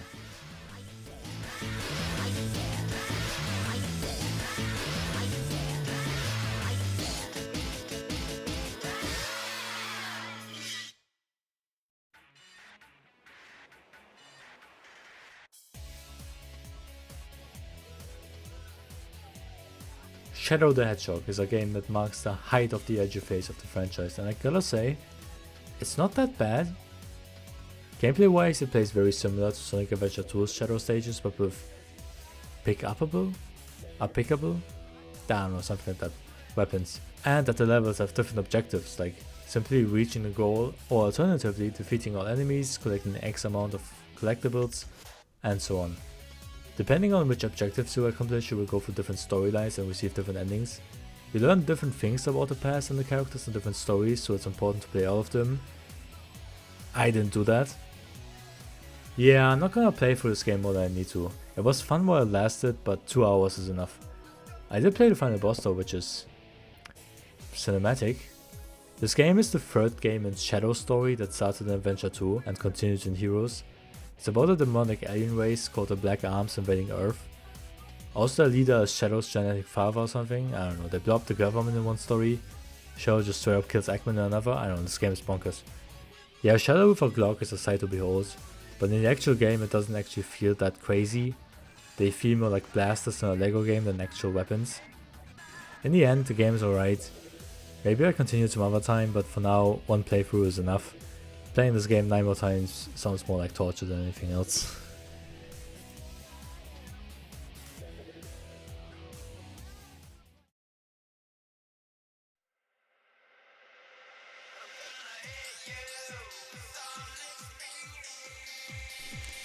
Sonic Riders is the first entry in the modern Sonic Racing series, but unlike Sonic Drift or the Sega All-Stars racing games, this one ditches the cars in favor of high-speed hoverboard racing. It's also a surprisingly complex game requiring mastery of several mechanics, including the wind-based fuel system, drifting, boosting, airpits, tricks, jumps. This isn't a simple pick-up and play experience, but once you do get the hang of it, the gameplay is really fast, fun and rewarding. This game was released during the Sonic Heroes era, so similarly it features 3 racer types: speed, flight and power. Each type can interact with specific stage gimmicks and access unique shortcuts, adding strategic elements to the races. The story mode is ridiculously intense though. Some races have brutal CPU opponents that took me dozens of try speeds. As for the plot itself, it's fine, nothing groundbreaking, but it fits the experimental nature of the time. The game takes place in an unusually futuristic setting for Sonic, following the Babylon Rogues, Jet, Wave and Storm, while trying to uncover the lost Garden of Babylon, while Eggman is also like there and stirs up trouble.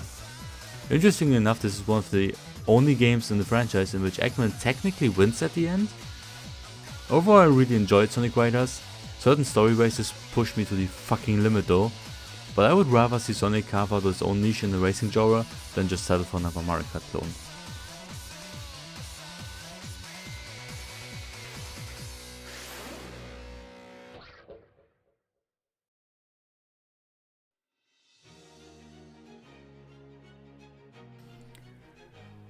Sonic the Hedgehog, or Sonic 06 for short, is a game infamously bad and horrible, released in 2006 for that current console generation. And because it's so bad and horrible and tedious, I decided not to play it. Instead, I played Project 06, a fan remake currently still in development that aims to iron out the problems of the original and make it actually enjoyable and good. Did I say good? I meant perhaps one of the best modern Sonic experiences of all time. The gameplay is phenomenal, some of the best Sonic to date. In Sonic 06 we have 3 storylines: Sonic, Shadow and the newly introduced Silver. Project 06 at the time of this video is still missing the boss fights, cutscenes and overworld. In other words, it only has the 8 action stages of each character. Sonic's focus is on speed and parkour, just running around, doing tricks and just generally platforming through the stages. His movement feels amazing and is probably my favorite Sonic gameplay I've ever played. Shadow's focus is more on fighting and destruction. He has a few more combat options and his stages often incorporate a sort of fully armed vehicle like a buggy with a rocket launcher or gliding with machine guns. With him I found it incredibly fun to try to stay airborne as long as you can, chaining various attacks to take out as many enemies at once as possible. The enemies in this game ragdoll when defeated, which is just always a treat. Silver's gameplay revolves around puzzle solving. He's a hedgehog from the future who came to the past to stop the apocalypse that plagues his time. But I wouldn't know that since Project 06 doesn't have the story yet, but anyway. For some unexplained reason, Silver the Hedgehog has telekinesis, with which you can pick up enemies and objects and fling them around. More than once it's used for puzzles within his levels. He's generally slower paced than Sonic and Shadow and also has a bit of a focus on combat. The set pieces feel lively and vast, You also play as some of the other members of the cast. Tails and Knuckles in Sonic's story, Rouge and Omega in Shadows, and Blaze and Amy in Silver's. These characters all have different movesets and are all fun to play for what short sections they have. This game is basically what Sonic 06 was meant to be, or rather what it should have been. I'll be watching the progress and final updates Chaos X will be adding to complete the project with very attentive eyes. Go download and support this project. It's such a love letter to Sonic 06? Question mark? To the Sonic franchise in general. I would be very glad for this project to be finished, and this is very much the tried and true way to play Sonic 06 nowadays. Go check it out and support the creator.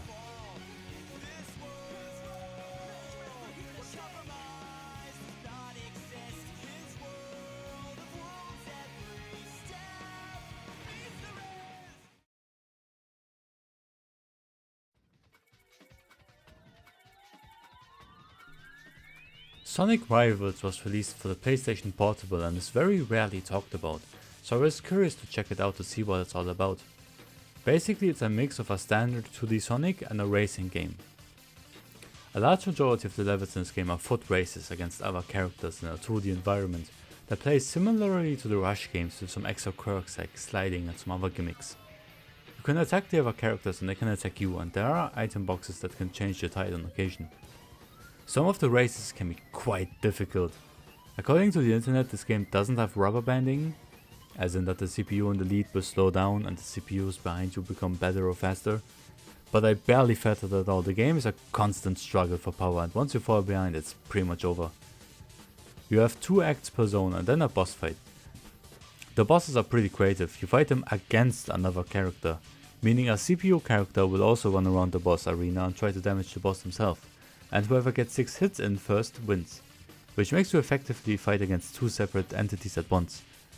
The gameplay as a whole isn't too in-depth, but it's really fun for what it is. There is a story. Eggman Nega from the Sonic Rush games uses a camera to transform people into playing cards. By the end of the game he tries to turn the whole planet into a card at once. For Sonic's storyline he's entirely in disguise as Dr. Eggman. I'm pretty sure normal Eggman doesn't even canonically appear in this game. The story is told in very awkwardly and stilted dialogue, and it's not exactly the most enticing story ever told in Sonic. The finale is pretty special in that they ditch the race gimmick entirely, and you do the last 2 normal stages as if it's a normal 2D Sonic game. The final boss is a little bit nothing though. One other thing to point out is the graphics. I know it's a game for a handheld device, but good god, the backgrounds and stuff look rough sometimes. Other than that, I think it's a perfectly fun game, but there are some things that could be ironed out.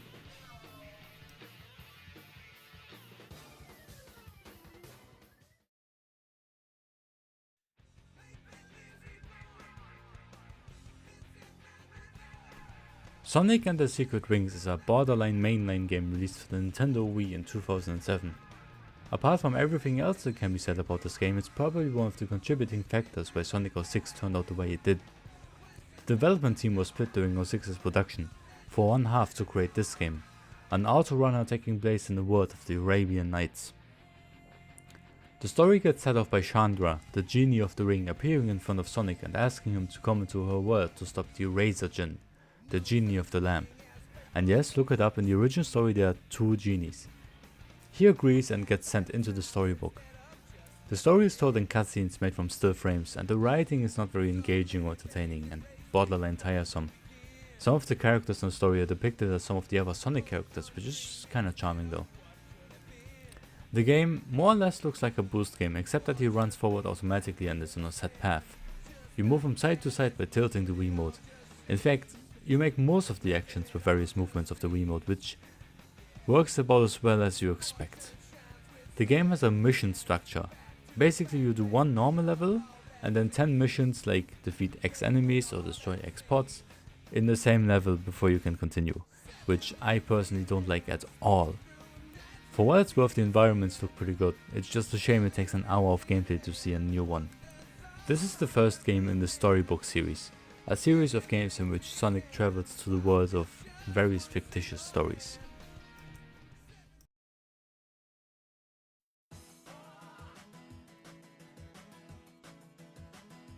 Sonic Rush Adventure is a direct sequel to Sonic Rush. This game takes place on a series of islands after Sonic and Tails crash land after flying into a thunderstorm. It's later revealed this time you're actually in Blaze's home dimension as she is present again as well. It features mostly the same gameplay for its levels as its predecessor, boosting and doing tricks, with the biggest change being that there's a sort of overworld now. In order to traverse these islands you need a boat. How does the boat get to the other islands? You draw a line on a map with the stylus, like in The Legend of Zelda Phantom Hourglass, and the boat goes there.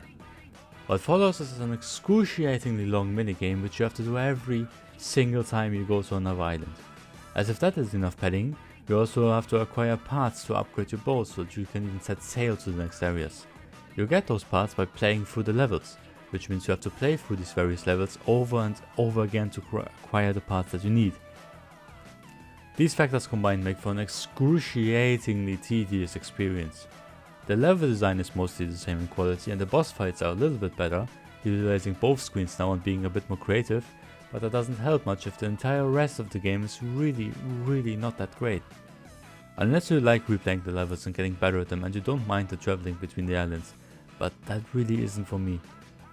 The story is about some robot pirates trying to find a powerful treasure, but surprise surprise it was the two Eggmans all along. Also there's just so much dialogue. You can skip it if you like, but there are so many cutscenes. Just in the opening of the game you have as many cutscenes as the entirety of the first game had. This game could have been great, but the relentless backtracking and replaying the levels over and over just kill the experience in my opinion.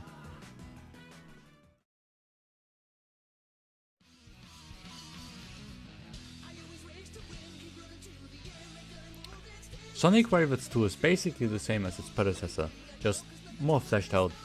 It looks noticeably better, there's voice acting now, and there's much more variety in the goals of some of the levels, like collect so and so many rings or collect more rings than your rival, which are pretty cool bits of variety. Other than that the standard gameplay is pretty much exactly the same, so agreeably fun. This time you have 3 acts per zone and then a boss fight, the second act being a fist fight against the other characters, a sort of mini boss fight. These fights can be cool, but they're also a little bit off place in my opinion, probably even better if there were fewer of those encounters, but it's okay. The normal boss fights here were nothing too different, again against the rival character. They all have some kind of gimmick you need to figure out that more than once was more annoying than fun. The final boss in this game was cooler than the first rivals however. It's against the Ifrit, a fiery demon legally distinct from Iblis from Sonic 06. A fiery demon from another dimension that Equinaga wants to release into Sonic's dimension. All in all, it's just a much better rounded game than Rivals 1. If you wanna play one of them, definitely play this one. But I'm not sure if it's a must play per se.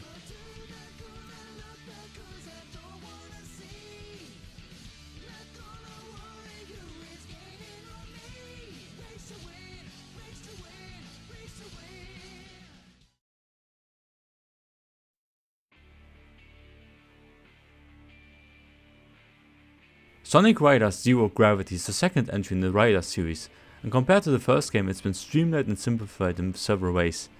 Many of the intricate mechanics from the original have been removed, such as the fuel gauge and the traditional boosts. Instead the game revolves on its new gravity based mechanics. Instead of a standard boost you now have the gravity dive, which acts more like a nitro burst by summoning a black hole in front of you. There's also the gravity drift, which acts as a sharp 90-degree turn. The overall controls feel smoother and more accessible, though once you get used to the new mechanics, the game becomes a bit too easy since they dialed back the CPU difficulty as well. One of the more interesting changes is the vehicle upgrade system. Collecting rings during the race lets you upgrade your speed, upgrade your gravity gauge, or upgrade your vehicle itself to access type specific shortcuts. This adds some strategy to the races as you need to plan by which point you should have acquired which upgrade. The plot revolves on gravity controlling devices mysteriously falling from the sky, leading to Sonic, Jet and the rest of the cast encountering these powerful artifacts. The Babylon and Rogues return, and of course Eggman is also here stirring up trouble. Again, he accidentally created a rogue AI network that tries to take over the world or something. While the story isn't particularly deep, it has its moments.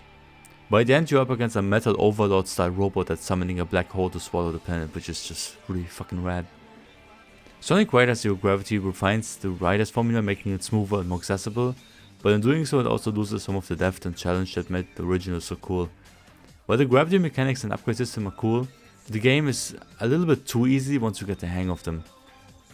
Still, it's pretty fun. I probably prefer to the original because it's just a bit more accessible, considering that the AI isn't so ridiculously difficult. And I just prefer Sonic having his own racing series instead of just making another Mario Kart clone.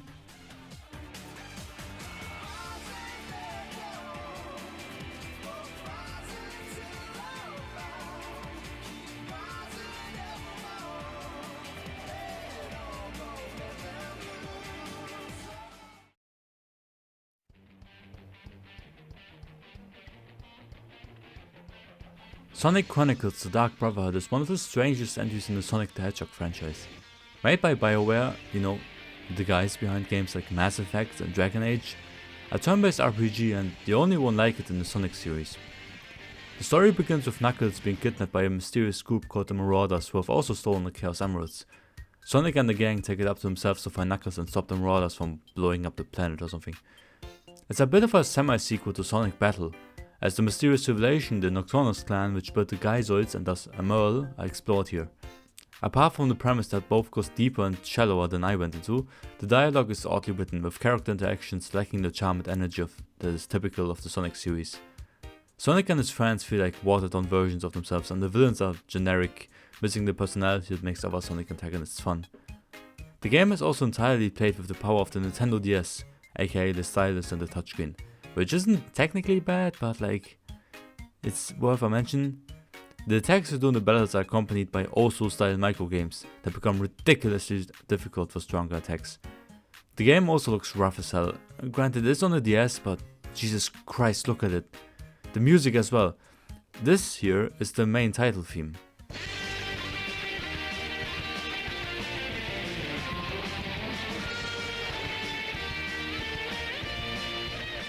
Pretty sick, right? This is the rest of the soundtrack.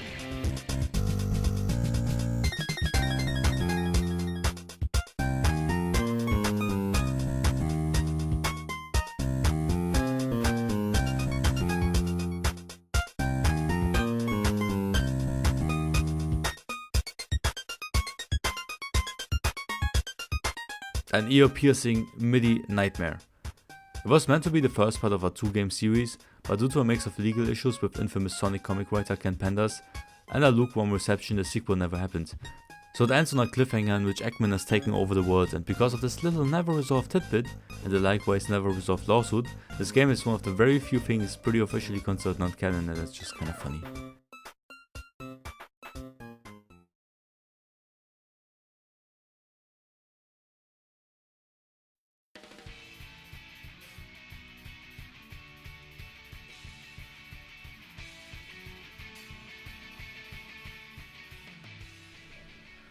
Ah yes, Sonic Unleashed, what a game you are. The game that introduced the main gameplay style to be the boost formula, but also as a product of its time, innovated the franchise with the then and now controversial Werehog. In this story, Eggman harnesses Super Sonic's power to use a giant space stick to piss on the earth or whatever, and unleashes Dark Gaia, the devil god of hell or something. Sonic mutates in the process and now becomes a hulking, powerful, for some reason stretchy version of himself in the moonlight. The game is structured into two parts: the daytime stages in which you play as Sonic in the boost formula, and the nighttime stages in which you play as Sonic the Werehog, with hack and slash gameplay. The highlights of the game is certainly the daytime part. The sense of speed and free-flowing 3D gameplay here is unparalleled. I would even go as far as to say that the boost stages here are some of the highlights of the entire franchise, better than almost every boost level since. The diverse and skill-based level design and beautiful settings make each of the 7 main daytime stages absolute roller coasters, as there are many different routes skillful players can achieve. I especially love the dynamic camera that makes so many sections so much more cinematic. They are longer than many levels in later games as well. If you just look at that, I'd consider this game one of the best Sonic games to date, but this is where the Werehog comes in. As the Werehog, the game becomes slower, action and puzzle platforming oriented. I personally was somewhat worried to finally come to play these sections, but I gotta say, while I understand why the Werehog was so hated at the time of release, now with the benefit of being able to choose what's on the game to play, and being prepared for what awaits me on Unleashed, I find the Werehog levels to be okay. They are not exactly what I would want from a Sonic game, and the stages can easily overstay their welcome, as the average Werehog level is about 15 minutes, but the gameplay itself is decent enough. There's a bunch of combos one can do, and while I wish he would move maybe like 10% faster in many cases, I shamefully have to say, I am okay with the Hedgehog stages. They don't fit into the franchise as a whole, but I think they contrast the daytime stages within this game quite well and round out the package. There are some things that I got annoyed at, however, mostly the overworlds being a bit clunky to maneuver, and the fact you have to get X amount of collectibles to progress. You get a lot of them quite easily, but I still hit minor roadblocks twice in my playthrough. The music in this game is fantastic though. There are not as many vocalized theme songs here, only the main theme performed by the same guys as the Phineas and Ferb opening, but the background music of especially the daytime stages is always a bop. The finale, there is just one ludicrously long level for Eggman and is an absolute gauntlet, being somewhat of a difficulty spike, about 30 minutes long, and switching between Hedge and Hedgehog multiple times is, while difficult, also a fitting and cool final level. The boss fights, while all of them functional and good for what they are mostly nothing special. The Egg Dragoon, the boss just before the final boss, is a really cool fight though. The final boss, Dark Gaia, didn't really blow me away though. You fight in a couple different ways, with a Stone Colossus, some minor boost-style segments, and Supersonic, and even though it was cool, it didn't wow me much. Maybe it's because Dark Gaia himself doesn't have much presence in the story or character, or maybe it's because this is like the 8th Supersonic final boss I've played. I'm not really sure. It's an alright final boss, I suppose. All in all, I must say, Sonic Unleashed is so much better than I expected. The daytime stages have become some of my absolute highlights of the franchise, and I powered through the Hedgehog stages easier than I anticipated. Most elements of the game work or even excel, and I only have a few minor issues with it. I can't wait to only ever replay the daytime stages on my now completed file and never touch anything else about the game ever again.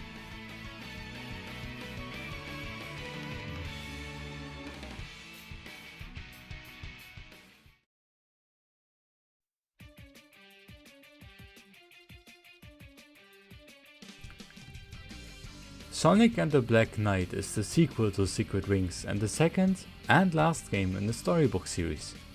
It improves on pretty much everything Secret Rings did tenfold. This time Sonic plummets into the world of King Arthur and the Knights of the Round Table. He is called by a sorcerer called Melina, who begs him to stop the evil King Arthur. Sonic, having no quarrels with fighting the established government, agrees and wields a goddamn sword in this game, and it's just so fucking awesome. The story here is told in stills that are more animated and expressive than in Secret Rings, which, combined with more charming writing, makes the cutscenes actually pretty fun to watch. At the side is the sword Caliburn, which some scholars out there might realize already is the original name of Excalibur. The gameplay is also much improved. This time you play with the Wiimote and Nunchuck, allowing you to actually move freely in the game. No more autorunner. The levels are still on a set path more or less, but generally much more akin to the boost era levels. You swing the sword by swinging the Wiimote, and it's just fucking awesome. The combat does get a bit stale eventually, but the game is only like 3 hours long, and it's fun the whole way through. The game still has a sort of mission structure, but toned down by a lot. You mostly go through new and original stages, and only sometimes go through similar levels for one-off missions. These are mostly thanks to vastly improved controls and gameplay, and thus more welcome than the missions in Secret Rings. Along the way you also meet the Knights of the Round Table, which are depicted as Sonic characters. The boss fights against them, but the bosses in general are the highlights of the game. You fight dragons, King Arthur himself, and some demon god thing as super duper Excalibur Sonic. The final boss is pretty easy, but I don't know, he's still cool. The writing of Sonic as a character really shines here. He's cocky, confident, headstrong, and does what he thinks is right. Not what some might say would be the objectively better thing. Somewhere at the beginning of the game he says he doesn't mind playing the bad guy once in a while, if it's that what it takes to do what he thinks is right. Sonic's characterization throughout the game just really shines here. This game is just total and complete rule of cool awesomeness, combined with pretty decent gameplay and some examples of incredible music. One of my personal favorites of this batch of games, and it's just really fucking awesome.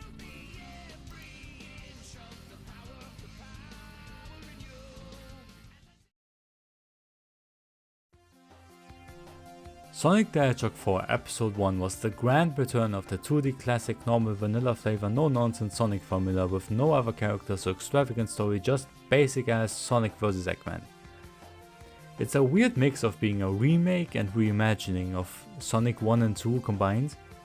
The zones, enemies and even boss fights are entirely influenced by those two games. Sonic 4 stands out however by having the homing attack, which is kinda neat I suppose, and being ugly as all hell. I mean, Sonic especially just sticks out like a sore thumb. Other than that, the game is reasonably fun I think. The zones feel neatly interactable and have some neat gimmicks. The bosses are mediocre and the boss music does not make them better. But all in all, I think this game is pretty innocent fun. The game gets a lot of hate, but I don't think it really deserves it. Maybe at the time it was a bit of a letdown, but it's not really a slog to play through, it just looks worse if you notice how lazy it really is. At the end of the day, it's the most 5 out of 10 Sonic ever probably. But I wonder what the episode 1 in the title stands for.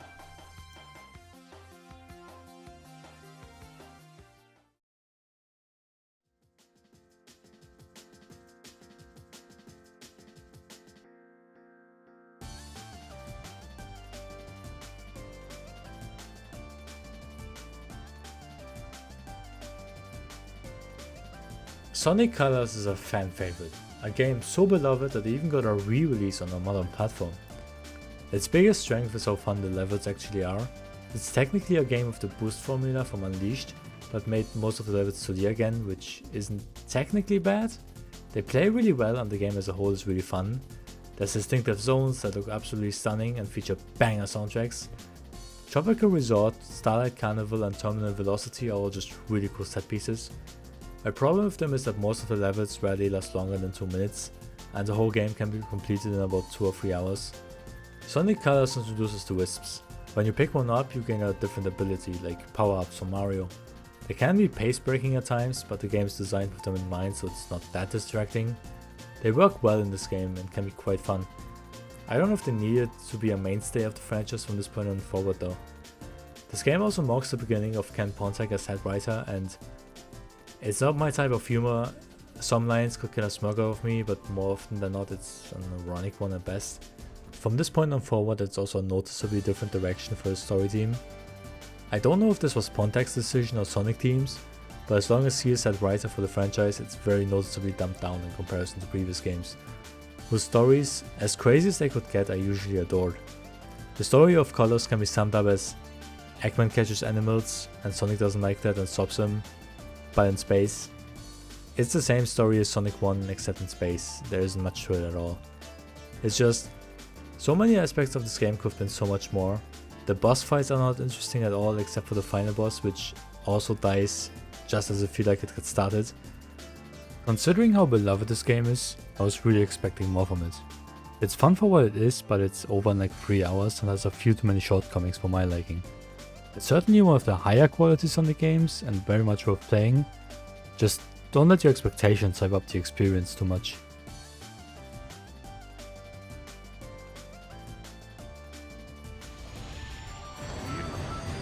You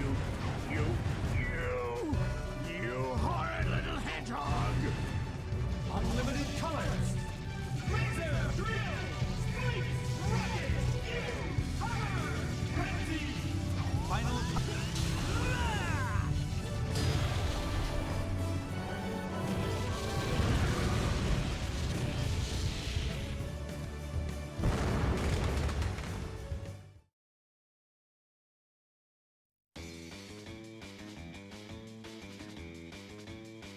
Sonic Colors TS is a handheld port of Sonic Colors. Technically the third game in the Sonic Rush trilogy, it utilizes mostly the same gameplay as the previous 2 entries, adding the Wisps from Sonic Colors obviously. The gameplay is as fast and fluent as ever. The trick system is gone now, you charge the boost gauge by running into Wisp captures or enemies now. And obviously you have the colored Wisps acting as the temporary power-ups like in the console version. These sections may seem a little intrusive at times, but they are fun for what they are. Like Sonic Rush, the world map is kept as a menu, so you can go from level to level without many intrusions, although it does have a lot of dialogue like Sonic Rush Adventure did. The bosses again are alright at best, nothing too grand, although a couple of them have a secret fast way to defeat them that usually incorporates the Wisp power of that world, which is just kinda neat. The final boss, just like the console version, is the Nega Wisp armor, and they translated the fight pretty well into DS in my opinion. It uses the Wisp powers and you have a final moment using all the Wisps at once. Obviously that moment can't compete with the incredible scene of the console version, but it's really awesome for what it is.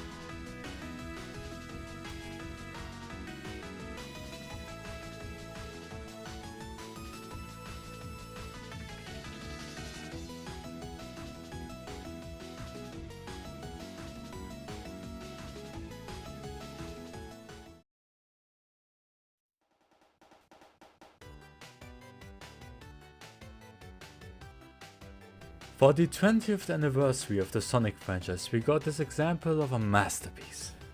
Sonic Generations, a celebration of the entire franchise, all 9 games of it.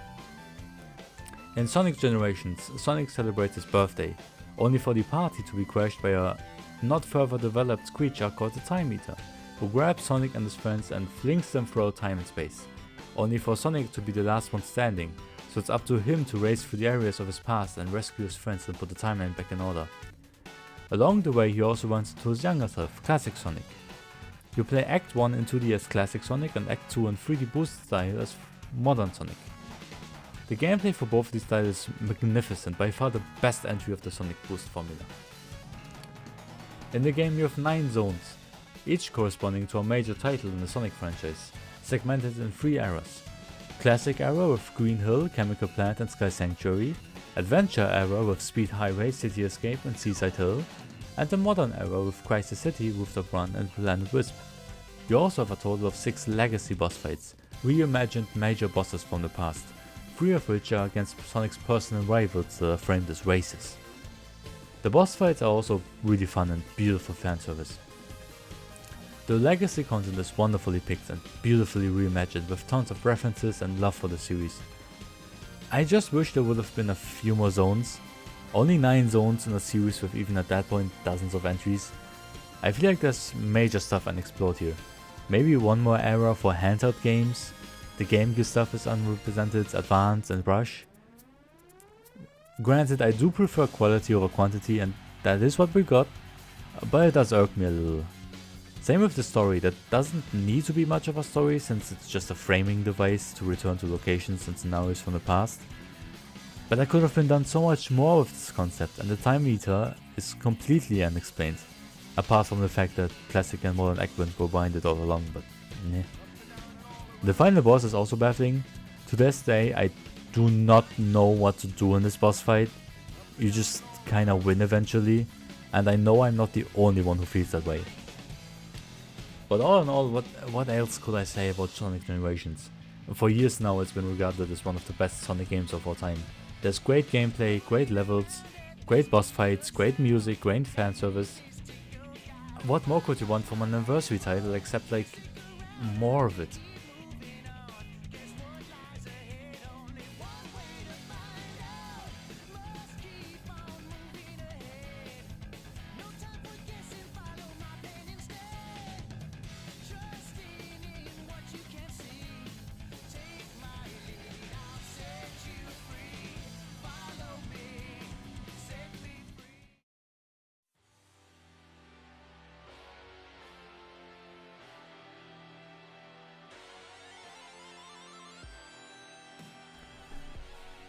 Sonic Generations for the Nintendo 3DS is certainly a game that also exists. Nobody talks about this one, which is a shame because I think it certainly has a certain level of quality that is often overlooked. It has the same premise as the very popular console version. A time creature shows up and flings Sonic through time and space, so he goes through a bunch of places from his past and also runs into his past self in the process. Just like the console version, the story doesn't go any deeper than that. You still have Acts 1 and 2 for Classic and Modern Sonic respectively. Classic Sonic still plays as you expect, but Modern Sonic is represented by gameplay that closely resembles the Rush series of games, basically the boost formula but in 2D. On occasion he has the camera to do a bit more cinematic stuff to give it a bit more of a 3D feel. Regrettably, Generations 3DS also has huge missed potential. The levels chosen to be represented are all but one from the same games represented in the console version. You have Green Hill, Casino Night and Mushroom Hill for Sonic 1, 2 and 3, Emerald Coast and Radical Highway for Adventure 1 and 2, Ocean Palace strangely enough from Sonic Rush and Tropical Resort from Colors. The rival races are the same ones as in the console version, and the boss fights are also from the games already represented in the same game. Only Sonic Rush is a game that's not represented in the console version, and I think so much more could have been done with this train of thought. Imagine if this game would have focused on the handheld Sonic games. One era for the Game Gear, one era for the GBA and one era for the Rush games for example, with rival races against characters like Fang, Emerald and Blaze. In my opinion, that fumble is the sole reason this game deserves this lack of attention. This could have been such a fun anniversary side release to the main game, but instead they chose to do such a weird mix of genres. At least the final boss is better though.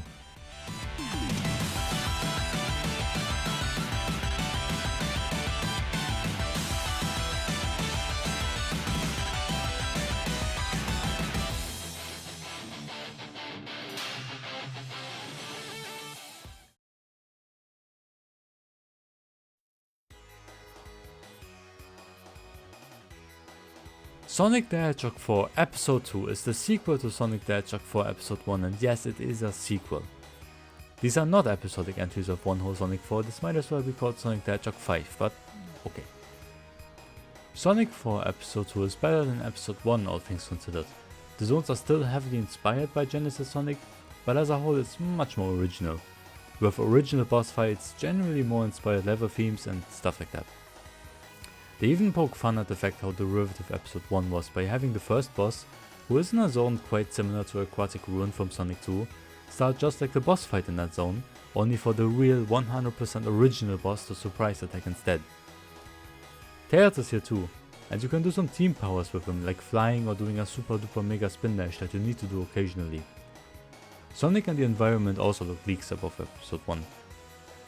Metal Sonic is also here and you race against him, and that's pretty cool. With Tails and Metal Sonic being here, this is kind of the second entry of the classic trilogy counterpart. There was supposed to be an Episode 3 featuring Knuckles, but due to low reception it was scrapped. But fret not, for technically there's a Sonic 4 episode trilogy. Included in Episode 2 is also Sonic the Hedgehog 4 Episode Metal. That finally answers the question, what happened to Metal Sonic after Sonic CD? How did he return from Little Planet after it disappeared at the end of that game? He got reactivated and flew home. I suppose this technically is an official connecting piece between the classic and modern games, so that's pretty neato, I suppose. In this short little 20-minute in and out adventure, you play as Metal Sonic, who plays exactly like normal Sonic, going backwards through the level themes of Episode 1 to chase down Sonic. It's kind of cool, I guess. All in all, Sonic 4 Episode 2 is better than Episode 1 and just a pretty standard 2D Sonic game. Nothing really offensive about it. You can play it, I guess, but why would you if you have better things at your disposal? It's pretty fun, I enjoyed it, but it's like the most 6.5 out of 10 in the franchise.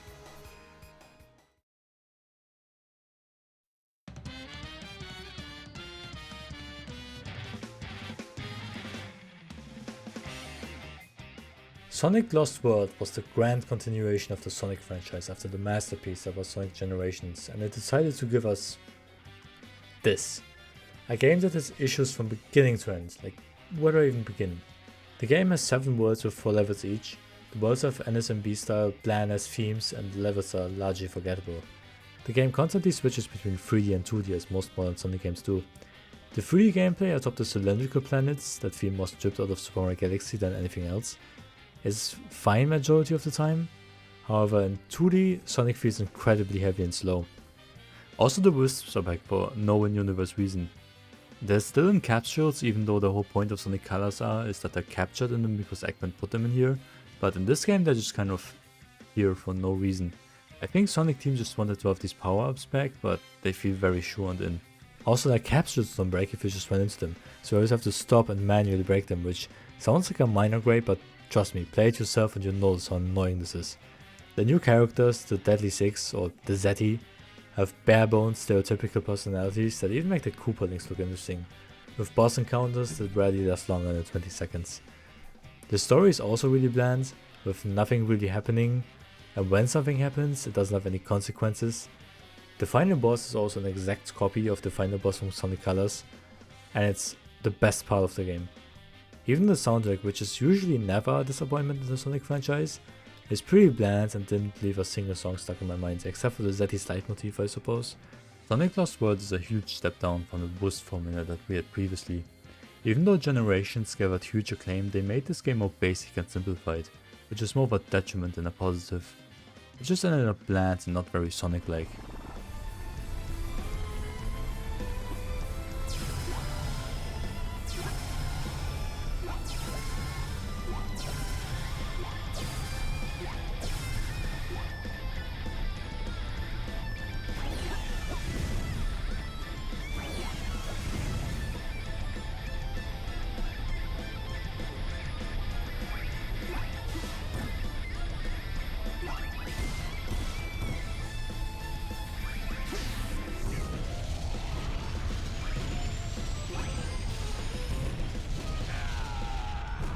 And this one too dies quicker than you'd like it to. I mean, yeah, it took me a couple of tries to even get to this point, but you'd think it would ramp up more and more. But once he gets started, making his attacks more... Oh, I didn't even want to do that. Okay, you know what? Credits. God, what an abysmal game.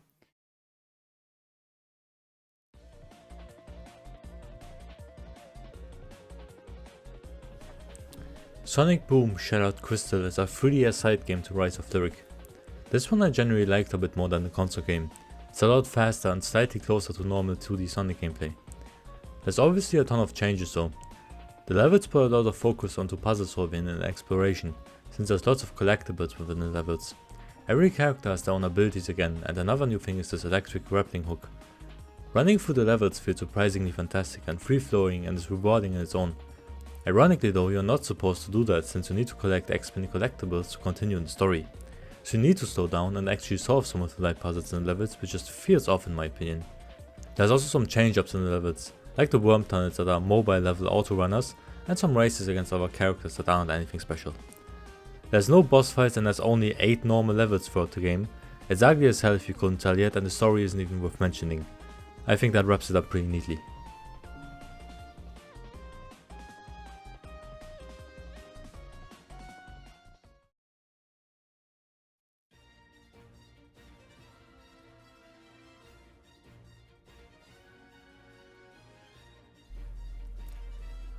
Sonic Boom Rise of Lyric is a Wii U exclusive reboot of the Sonic franchise.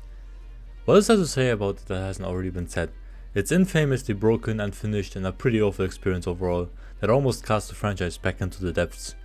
Instead of being a fast-paced jump run kind of game, it's much of a slow action platformer that focuses on combat, exploration, repetitive platforming and some very light puzzle solving. You play as Sonic, Tails, Knuckles and Amy, all of which have different abilities that you need to cycle through for specific platforming gimmicks. Usually when you see an object in the color of one of the 4 characters, you know you'll have to interact with it as them. It's pretty substanceless and targeted at 5-year-olds. The combat is rather mind-numbing too. You do have a few different attacks with each character, but it usually boils down to just grabbing and throwing every enemy into the nearest pit. The story is also whatever as hell. The main villain of the game is the titular Lyric, a generic evil snake robot man from the distant past that got turned to rock by Sonic somehow because of time travel shenanigans and now got reawakened and wants to take over the world or whatever. And he has a grudge against Sonic. Eggman is also here and he's like the one likable thing about this game. He has some funny lines and the boss fight against him is like the one pretty fun 3-minute sequence of the game. Famously, this game has all the quality issues under the sun. It's laggy, has jittery gameplay, unloaded areas, easily exploitable glitches and unfinished cutscenes. All in all, the gameplay is like a baby's first 3D video game. The story is baby's first epic, and the performance is inexcusable.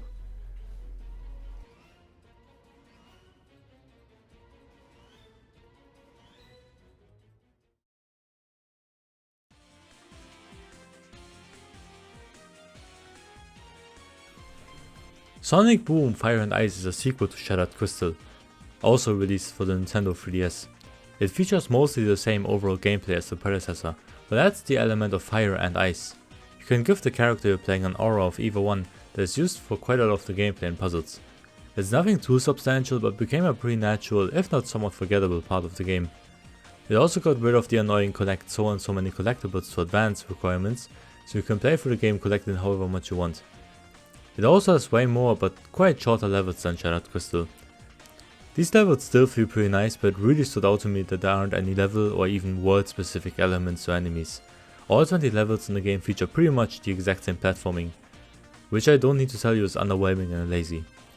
At least this game has boss fights, only 4 that are scattered throughout the 6 worlds, and often aren't even at the end of the world but just somewhere in the middle, which is just really weird. At the end of the day, this is easily the best game that came out of Sonic Boom, but I wouldn't exactly call this game good.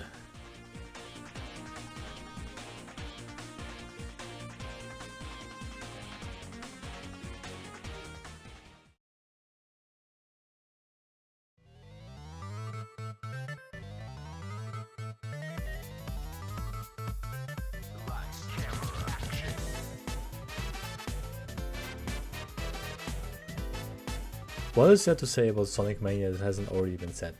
It's a masterpiece of 2D jump runs with bombastic visuals and music, tight gameplay and physics, and charm and fanservice galore. It's a fantastic game, probably one of the objectively best Sonic video games, but I do have a few gripes with it that aren't talked about all too often. First off, the new zones, Studiopolis, Press Garden and Mirage Saloon, all incredibly fun and totally original. I do find the final zone, Titanic Monarch, to be a bit of a low point at the end of the game. It's very convoluted and not visually appealing, but it's alright. The other 8 zones are recurring from Sonic 1 through 3. They're heavily remixed and have new gimmicks, but you can't deny that running around in the same old aesthetics feels a bit derivative. They're fun as ever and arguably better than the originals. I just would have wished for there to be more original themes. Most of the boss fights are also largely nothing special. All in all, a lot more forgettable than the bosses from the previous 2D Sonic games in my opinion. The hardboiled heavies are pretty cool visually, but there isn't much to their story or characters. Oh yeah, the story. 5 Acrobos find the Phantom Ruby in the exact same location that Sonic 3 starts in. They become individuals. Robotnik uses the Phantom Ruby to warp you all over the place and plan to use it to, I don't know, conquer the world or something.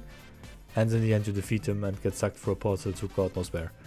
Oh, and the true final boss zone, Egg Reverie, is also a step down from Sonic 3's Doomsday Zone.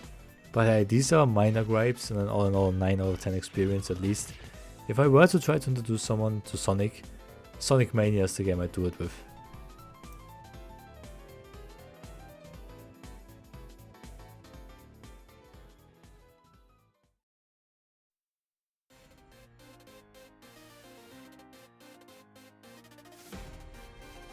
This game, however, is on the complete other side of the spectrum. This game reeks. There probably isn't much I could say about this game that hasn't already been said before. Where do I even begin? The story, the gameplay, the characterizations, tone, script, level design, there's just so much to talk about. Let's start with classic Sonic's mere presence, because as it turns out, the portal Sonic gets pulled through at the end of Sonic Mania leads him straight into this game, to do absolutely nothing. Why is he even here? He doesn't do anything in the story, plays awfully, and barely has a reason to be here. Oh, and speaking of the story, this game asks the question, what if Dr. Eggman won and took over the world? The answer, absolutely nothing about the world changes visually and we win the world back in about 60 minutes of gameplay. Yeah, that's right, Sonic Forces is set during a time of war. But none of the characters or the world at large seem greatly affected. Eggman has one base of operations, one big metropolitan city, the Death Egg and the chemical plant. Just like in Sonic 2. Or most other games for that matter. Sonic Heroes, Adventure, Eggman always had multiple larger facilities and bases to call his own, and Forces doesn't bother to show us what else he has done now that he's achieved world domination. Arguably you get a better sense of a unified Eggman empire in Eggman Land of Sonic Unleashed. Same with the characters, they talk about Sonic being tortured for months on end, but Sonic acts all jolly and sarcastic as always anyway. Tails is a complete wimp who can't do anything on his own, even though he has gone through the arc of standing up and believing in himself multiple times now. Omega's once shown broken and Tails isn't able to fix him, but he inexplicably shows up at the finale as this grand heroic cavalry moment anyway. We never get to see the war that we are being told is raging all across the planet except for the finale, which is just a couple of copied and pasted avatars in the background fighting a bunch of copied Zavox and Shadows and Chaoses. Alright, that brings us to the Avatar and Infinite. 2 new characters that barely add anything to the game. The Avatar, the third playable character and new recruit in the Resistance, plays exactly like modern Sonic, except it has a totally OP weapon. And Infinite is a complete headshot that can create illusions with the Phantom Ruby from Sonic Mania, who has a god complex after Shadow called him ugly or something, I don't know. Regarding the gameplay, there are 3 gameplay styles, Classic, Modern and the Avatar. Classic Sonic levels are as you expect, except that he plays abhorrent now for some reason. Modern and Avatar are basically the same, except that you can boost for 90% of the game and finish most of the levels in less than 2 minutes. It's absolutely mind-numbing, not bad per se, but boring and tiresome. The bosses are few numbers and Infinite's final fight is just Metal Sonic's boss fight again, and the final boss is just a nigger with armor for the 3rd time. There's probably more elements that you could criticize about this game, but you name it, it's probably bad. The thing is, this game is not the kind of bad that I get actively angry at like Heroes or get bored to death with like Lost World. No, it's just the kind of bad where you can do nothing but get baffled by literally every single creative decision they made while making this game. I'm just sorry the IDW comic series had to pick up from this. Go read it, by the way, it's great.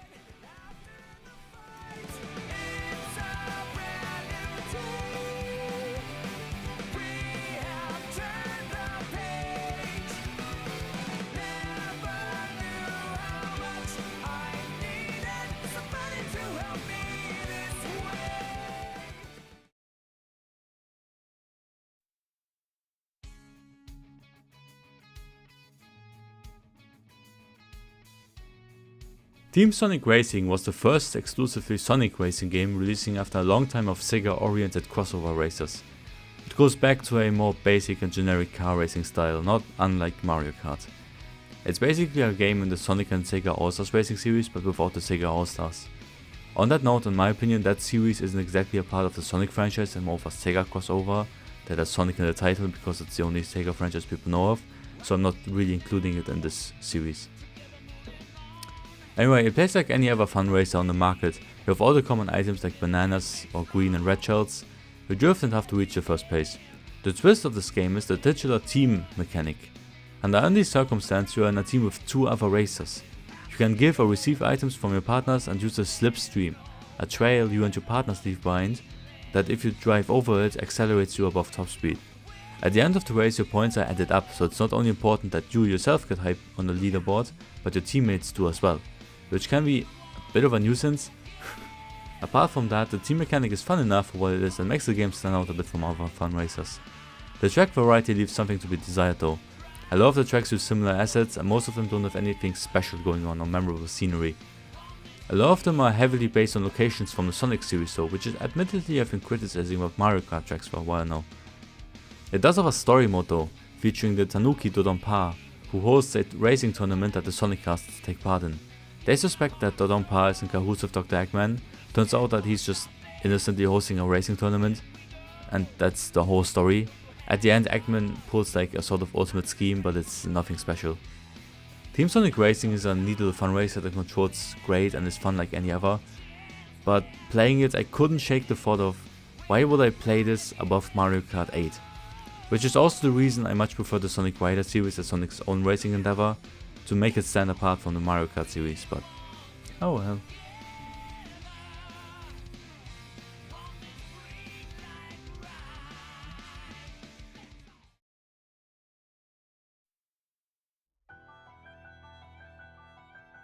Sonic Frontiers is a special one.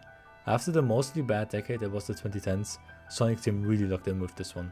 Unlike any Sonic game before, this is an open world experience, with multiple huge islands to run across, a ton of collectibles and stuff to do, an actual story again for once. Most importantly, for the most part the normal gameplay is absurdly fun. Just running across the world, jumping through the platform challenges feels great, and the combat, while not being super intricate, has a nice learning curve that actually makes you feel accomplished once you get good at it. There's normal enemies which aren't too much of a struggle, mini bosses which are fine most of the time with a few that take forever to fight to the point of annoyance, and 4 big main boss fights. These are sick and clear highlights, except for the Wyvern. The Wyvern sucks, with some outrageously intense over the top metal music. This game also has a story again for once, that introduces a bunch of things to the lore, like the Chaos Emeralds being from space, these beings that are just called the Ancients that are somehow related to Chaos, Eggman creating this AI interface called Sage that he slowly starts to see as his own daughter. Eggman's and Sage's story and characterizations are some of my personal highlights. They're surprisingly deep and emotional. They also treat Amy, Knuckles and Tails with some moments of actual insight and the developments throughout the series. They also name drop a whole bunch of other characters and events from throughout the franchise, which can get a bit much and fanservy sometimes, especially since this is quite unusual for Sonic games to have a continuity nowadays. But it's nice that they acknowledge stuff like Tails' struggle with heroism and moments of cowardice. While the core gameplay is great, the game really struggles in many other aspects. As fun as the platforming is, all the geometry is just kind of floating there. Not a huge issue though, because you won't be able to see it most of the time when you're 5 steps away. And yeah, floating geometry isn't the worst offense in the world, since most other Sonic games have it too. But it really stands out here since most of the game doesn't really look very Sonic-like. All the main islands just kind of look like standard Unity maps or something. To compensate for the new gameplay style and look, there's also these cyberspace levels that are more akin to the boost formula. These suck. The way Sonic plays in this game is not like in the boost games at all, so they feel a lot more clunky than they should. This also wouldn't be a problem if the levels were designed around Sonic's new playstyle, but many of them are straight ripped from Sonic's generation, so they aren't. There's also only Green Hill, Chemical Plant and Sky Sanctuary, and very late into the game they also have Speed Highway, which are all assets from Sonic's generations. If they were just gonna reuse those, why not at least take more of them? One of the collectibles you can find is also reused from past games. The music pieces. You can listen to a mix of some of the best Sonic OSTs while blasting through this game, and I'm not gonna lie, this is pretty sick. Frontier's OST itself is already pretty good, but this is just a great feature. Also there's this mandatory pinball machine, which is one of the worst moments in the franchise. This thing sucks.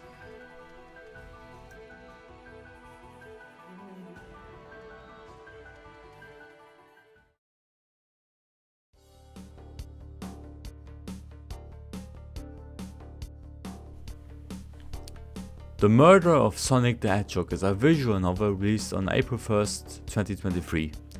As it was released as an April Fool's joke, the game is rather ridiculous, but if you like visual novels, this one's really good in my opinion. The story is set on a luxury train.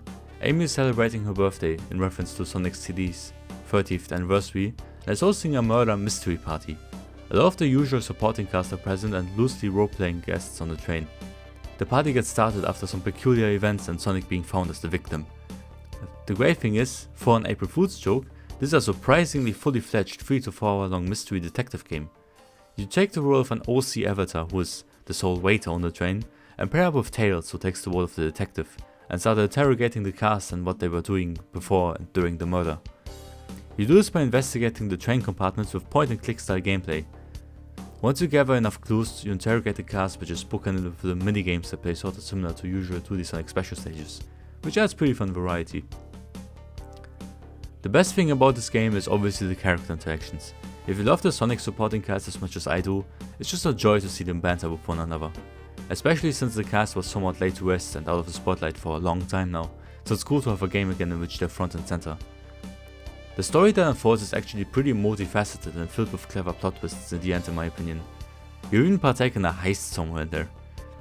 The final act also has some major revelations, like Eggman obviously partaking in this in secret, and Sonic having actually been assassinated, which is just honestly fucking hilarious. The ending screen with Sage and supporting Eggman in his endeavors makes the whole thing worth it as well. I'm personally not the biggest visual novel fan, but as the few that I actually like are series like Professor Layton and Phoenix Wright, this hit just the right mark.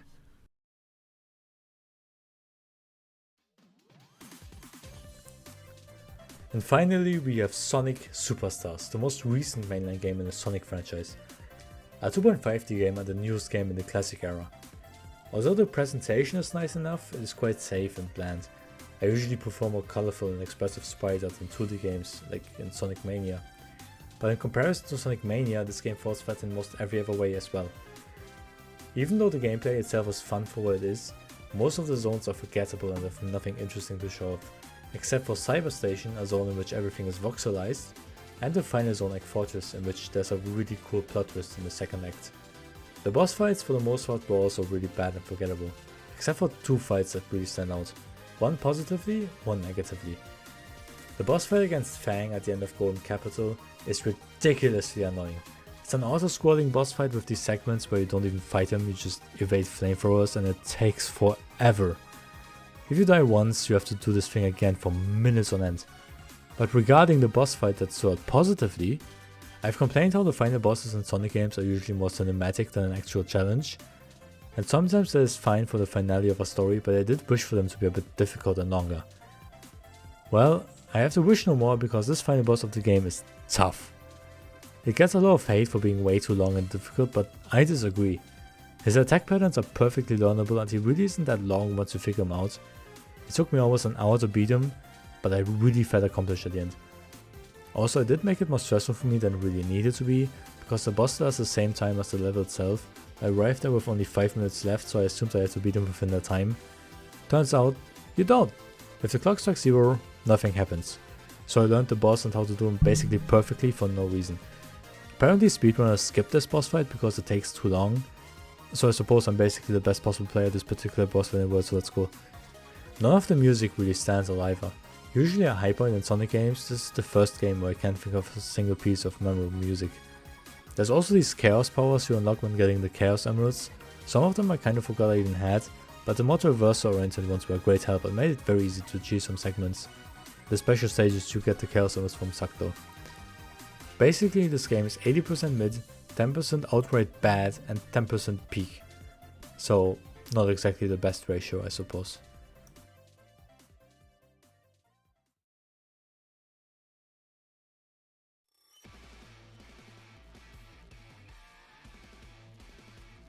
Well, la-di-da, look what I found. More Generations. Shadow Generations released quite recently in a bundle with a re-release of Sonic Generations. But nobody cared about that part because everybody was caught up with the new and cool Shadow game. This is basically more Sonic Generations, except arguably even better gameplay and level design. You play as Shadow, who goes through basically the same journey Sonic went through, except that Black Doom from the Shadow the Hedgehog game is here looking for revenge, and Maria and Jared Robotnik are also here. I was quite excited to see Maria and Shadow interact, but their actual interactions in the game, much like the story at large, left me rather cold. Shadow goes through areas targeted towards his personal history. You got the Space Colony arc and a lot of Radical Highway from Adventure 2, Rail Canyon, Kingdom Valley and Sunset Heights, and Chaos Island from Sonic Frontiers, a game that Shadow wasn't in, but alright. The boss fights here too are against enemies from Shadow's personal past. Major differences to Sonic Generations are that you have a 3D open world that you use to go from place to place, that is quite fun to rush through like an openly explorable level with tons of collectibles to find. Shadow also gains a few new cool powers, the Doom powers that just look like as if Shadow was hit by venom. You can use a manta ray creature to surf on water and turn into a squid thing to go through Doom stuff. It's still debated if it's better than Sonic Generations, but this package, Sonic X Shadow Generations, is basically the best Sonic deal you could possibly get. Shadow Generations is... I'm still warming up to it, if it's actually better than Sonic Generations, but it's very close. These are both quality titles.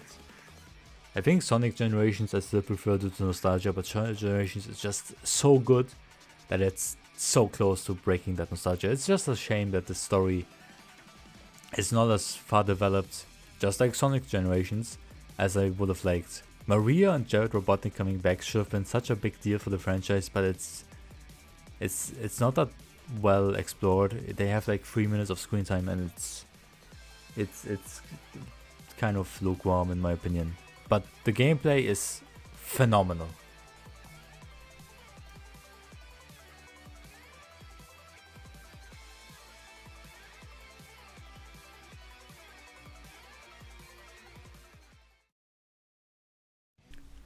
Thank you for watching my super duper mega ultra Sonic the Hedgehog mega compilation. I have not much to add here except thank you for watching and I hope you enjoyed it.